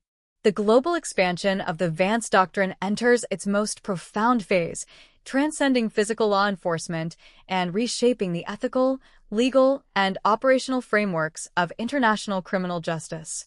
What began on a freezing night in November 1985 as a localized, brutal crime in Boston's South End has evolved into a fully integrated, self-sustaining global standard for systemic accountability. File 85B 1094 is no longer merely a closed homicide case. It is the universal benchmark against which all legacy criminal investigations, cold case protocols, and institutional integrity audits are measured worldwide. At the epicenter of this modern forensic revolution is the Miller-Vance International Evidence Repository, a sprawling, multi-jurisdictional research and archival complex established on the outskirts of Boston. Designed to house physical, digital, and genomic artifacts from unresolved crimes across 6 continents, the facility represents the pinnacle of ecological, spatial, and molecular conservation. The damp basements, unmonitored storage lockers, and degraded cardboard boxes of the 20th century have been entirely replaced by fully automated, nitrogen-purged preservation vaults maintained at 0% humidity and constant sub-zero temperatures. Inside these impenetrable vaults, every piece of physical evidence linked to historical violent crimes is cataloged using dynamic spatial mapping and quantum-level molecular indexing. The nylon zip ties that once bound Clara Miller's wrists, now permanently preserved in a specialized hermetic capsule, serve as the foundational training model for forensic biologists from around the globe. Using non-destructive optical spectrometry and real-time cellular imaging, scientists can study the microsurface mechanics of touch DNA deposition without ever physically touching or altering the physical integrity of the historical artifact. Simultaneously, the integration of high-density genomic mapping with autonomous predictive analytics has unlocked thousands of legacy cases that had sat dormant for over half a century. In collaboration with international law enforcement agencies, the Northeastern Forensic Coalition deployed the Tremont Vance algorithmic audit system across historical police records from major metropolitan areas. By cross-referencing digitized patrol logs, internal disciplinary files, secondary duty details, and forensic evidence registries from 1960 to 2010, the network identifies statistical anomalies that point directly to internal cover-ups, evidentiary tampering, or protected offenders within police ranks. The impact of this automated transparency is both staggering and immediate. In cities across North America, Europe, and Australasia, legacy cold case squads utilizing the audit system have successfully unmasked long-dormant perpetrators who previously leveraged rank, institutional loyalty, or professional knowledge to evade detection. The protective wall of institutional silence that Thomas Bennett relied upon for 37 years has been thoroughly dismantled by objective, data-driven transparency that recognizes no rank, honors no medals, and respects no silver badges. In the fields of forensic psychology and organizational behavior, the post-trial literature surrounding Thomas Bennett has given rise to the Bennett Assessment Matrix, a standardized diagnostic tool utilized by police academies, federal intelligence agencies, and military commands worldwide. Psychologists studying Bennett's life, from his decorated service as a young officer to his decades as a calm, respected, and highly effective detective sergeant, have mapped the exact cognitive mechanics of hypercompartmentalization. The matrix provides actionable criteria for identifying covert antisocial tendencies, grandiosity masked as stoic professionalism, and the subtle misuse of official authority for personal control. Homicide divisions globally have integrated mandatory behavioral auditing for all personnel assigned to sensitive evidence handling, cold case analysis, and tactical operations. The dangerous, historic assumption that an exemplary service record or widespread community respect implies personal integrity has been permanently removed from professional law enforcement standards. In the constitutional and legal spheres, the legal victories achieved by the prosecution during the trial of Thomas Bennett continue to form the foundation of international jurisprudence regarding genetic privacy and covert evidence collection. The Vance Judicial Clearance Doctrine, which strictly delineates the boundaries between public abandoned DNA and private genomic data, has been formally adopted by international human rights courts and supreme judicial tribunals. By requiring independent judicial warrants for forensic genetic genealogy searches while upholding the legal validity of discarded biological material gathered in public spaces, the doctrine strikes a perfect, enduring balance between protecting civil liberties and empowering law enforcement to bring serial offenders to justice. Legal scholars universally recognize the Bennett trial as the single most important legal watershed moment in modern forensic statecraft, establishing an unshakable precedent that stands resilient against every appellate challenge.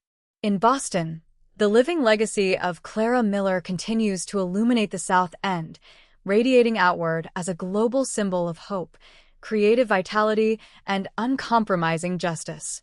The Clara Miller Foundation for Cold Case Justice and Artistic Empowerment, located just blocks from the historic Tremont Street apartment, has expanded its operational footprint across the globe.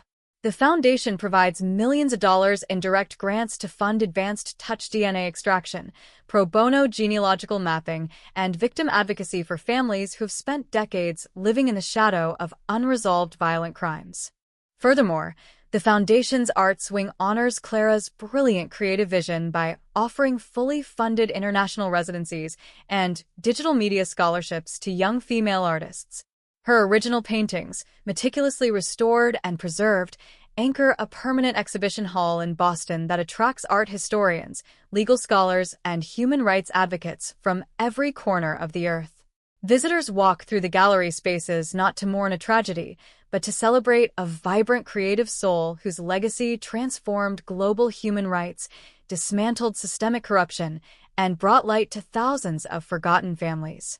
For Detective Sarah Vance, now serving as the global chair of the International Cold Case Commission, the resolution of File 85, B. 1094 represents the ultimate fulfillment of a life dedicated to truth. Traveling to international capitals to oversee the implementation of touch DNA registries and forensic genealogy protocols, she carries with her a simple, worn leather notebook containing the original handwritten entries from November 14, 1985.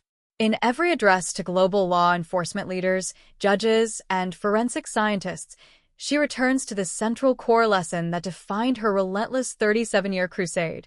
That physical evidence possesses no voice of its own until human courage, scientific excellence, and moral clarity give it the power to speak. Inside the maximum security penitentiary, where 71-year-old Thomas Bennett lived out his final days, his death in total obscurity marked the absolute end of his earthly resistance. Stripped of his pension, his medals, his reputation, and his freedom, he spent his remaining years behind heavy steel doors, surrounded by the absolute silence he had so carefully cultivated. Yet, long after his passing, his name survives only as a textbook warning of institutional betrayal, while Clara Miller's name lives on as an eternal beacon of scientific truth, love, and restorative justice. As twilight gently settles over Boston, sweeping across the historic red brick facades and cobblestone streets of the South End, a warm golden light illuminates the bronze memorial plaque outside apartment 4 beyond Tremont Street. The surrounding neighborhood hums with peaceful energy, art students carrying canvases, families walking along tree-lined avenues, and the quiet ocean breeze carrying the scent of the Atlantic across the city. The shadow that once hung over these streets for nearly 4 decades has been permanently dispelled, replaced by an unshakable, immortal reality. File 85, B. 1094 rests forever closed in the physical vaults of history, standing as an unyielding, immortal monument to the ultimate law of human existence, that no secret is deep enough to stay hidden forever, that power, rank, and silver badges offer no sanctuary to guilt, and that the unyielding pursuit of justice through science, truth, and love will always pierce the deepest darkness to set the innocent free. Part 14.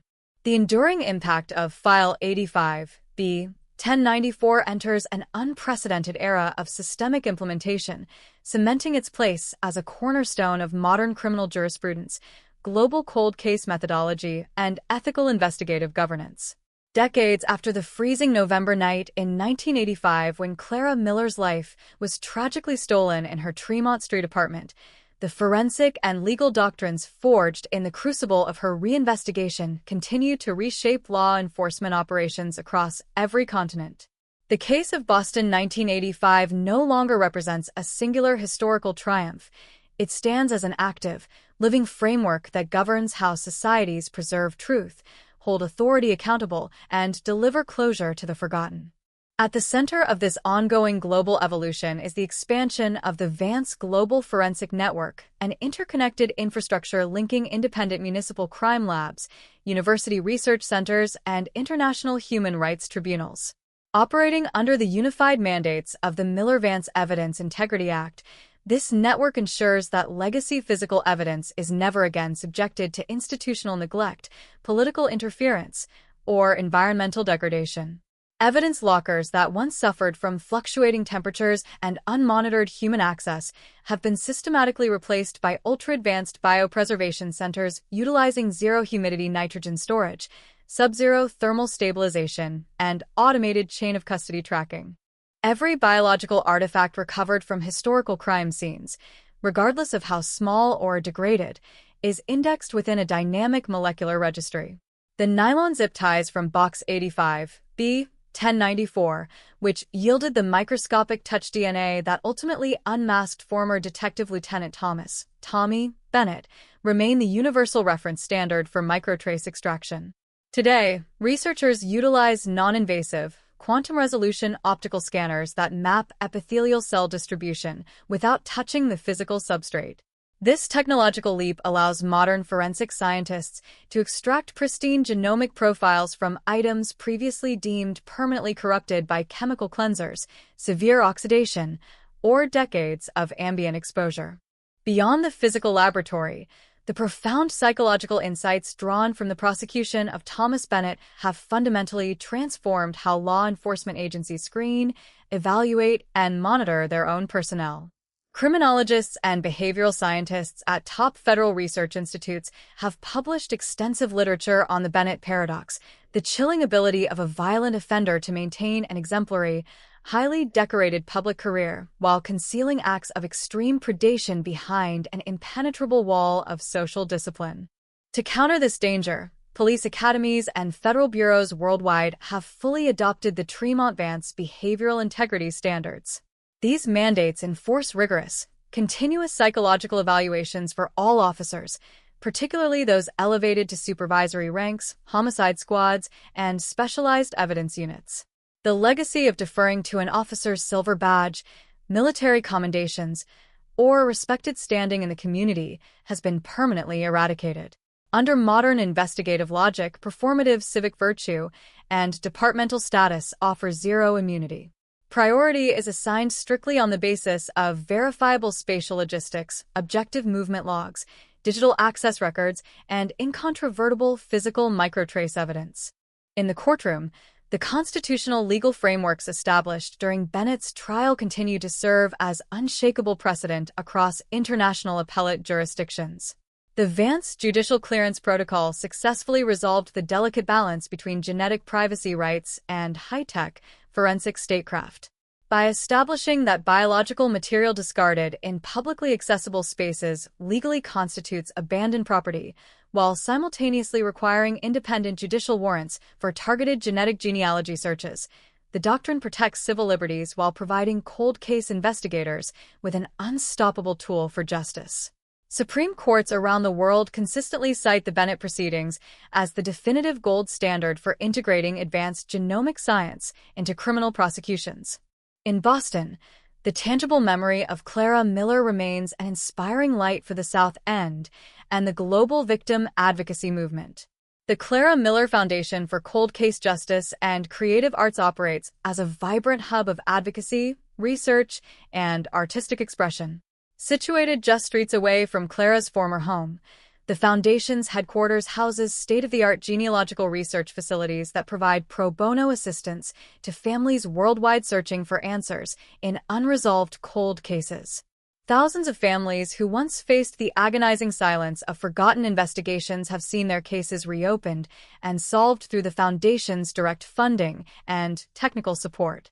Simultaneously, the artistic wing of the Foundation honors Clara's vibrant creative spirit by providing international grants, digital media studios, and exhibition spaces for emerging female artists. Clara's original paintings, restored through state-of-the-art conservation techniques, anchor a permanent gallery space that draws art lovers, human rights advocates, and legal scholars from every corner of the globe. Her work stands as an immortal testament to a creative life that could not be dimmed by an act of cowardice, serving as a reminder that art and truth outreach the darkest deeds of men.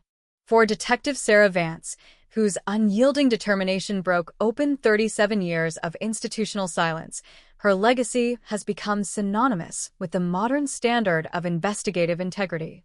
As Director Emeritus of the International Cold Case Commission, Vance continues to mentor new generations of homicide detectives, instilling in them the foundational truth that no case is ever truly dead as long as evidence exists and investigators possess the courage to pursue it. In her addresses to international academies, she frequently points to the original, yellowed case folder of File 85, B. 1094, reminding young officers that their highest duty is not to institutional loyalty or public reputation, but to absolute objective truth and the protection of the innocent. As twilight falls over the city of Boston, painting the historic red brick facades and cobblestone streets of the South End in brilliant shades of indigo, amber, and deep violet, a serene quiet rests upon Tremont Street. Outside Apartment 4B, the bronze memorial plaque catching the last rays of sunlight stands as a quiet guardian over the neighborhood. Longtime residents, art students carrying canvases, and young families walk the sunlit avenues with a restored sense of peace and security. The shadow of the phantom in blue, who once walked those streets behind a shield of authority, has been permanently dispelled, replaced by an unyielding culture of scientific accountability and moral clarity. File 85. B. 1094 rests forever closed in the physical archives of human history, yet its lessons burn brighter than ever as a global beacon of justice. It stands as an immortal, unyielding monument to the eternal truth that no secret is deep enough to stay hidden forever, that power and silver badges grant no sanctuary to guilt, and that the relentless pursuit of justice through truth, science, and love will always pierce the deepest darkness to set the innocent free. The global standardizations emerging from the Vance Doctrine have reached a point of complete structural integration across the international legal, academic, and forensic landscapes. Nearly 4 decades after the tragedy of November 14, 1985, the resolution of File 85, B. 1094 stands not merely as a historic victory over institutional corruption, but as the foundational architecture for 21st century justice. The narrative of Clara Miller, the unmasking of former Detective Lieutenant Thomas Tommy Bennett, and the uncompromising methodologies of Detective Sarah Vance have fundamentally altered how human societies preserve evidence, hold power accountable, and protect the sanctity of human life. At the core of this permanent transformation is the universal adoption of the Miller-Vance Forensic Integrity Protocol across municipal, federal, and international law enforcement bodies. Under this standardized framework, the historical concept of a cold case has been legally and operationally redefined. A case is no longer permitted to gather dust in forgotten basements or suffer from the slow decay of improper storage. Every physical item linked to an unresolved violent crime, from microscopic textile fibers to heavy biological bindings, is classified as an active, permanent public trust. In modern bioarchival facilities modeled after the Central Repository in Boston, evidence is maintained within zero-humidity, climate-controlled, nitrogen-purged environments designed to prevent molecular degradation indefinitely. The nylon zip ties from Box 85, B. 1094, which yielded the crucial touch DNA signature that brought Bennett to justice after 37 years of silence, remain on permanent display in the facility's central research rotunda. They serve as both an educational model for non-destructive cellular recovery and a stark physical reminder of the tragic cost of institutional delay. The scientific innovations born from the Boston reinvestigation continue to push the boundaries of genetic identification to previously unimaginable horizons. Forensic laboratories utilizing subnanogram liquid matrix washes and advanced single-cell genomic sequencing can now isolate, amplify, and sequence pristine DNA profiles from severely damaged, microfragmented, or heavily oxidized substrates. The historical defense that an item was wiped clean with industrial alcohol, exposed to harsh weather conditions, or handled by multiple first responders in 1985 no longer creates an insurmountable barrier to truth. Modern genomic science reads the physical world at the atomic level, revealing hidden biological footprints with mathematical precision. In the fields of behavioral science and institutional ethics, the extensive post-conviction studies of Thomas Bennett have fundamentally rewritten police academy curricula worldwide. Criminologists studying the Bennett paradigm have thoroughly dismantled the dangerous, historic myth that violent offenders always exhibit chaotic personal lives, overt social degradation, or obvious career decline. Bennett's ability to execute a violent crime in 1985 and subsequently maintain a decorated, highly respected, and outwardly heroic 37-year career as a homicide detective sergeant shattered long-standing assumptions about criminal behavior. Today, police departments globally enforce the Tremont Vance Operational Integrity Directives, which strictly eliminate subjective character references, military commendations, internal rank, or performative civic virtue as grounds for excluding individuals from suspect pools. Silver badges, official authority, and long records of public service are explicitly rejected as proof of innocence. Homicide units operate under a rigid, data-driven mandate focused exclusively on objective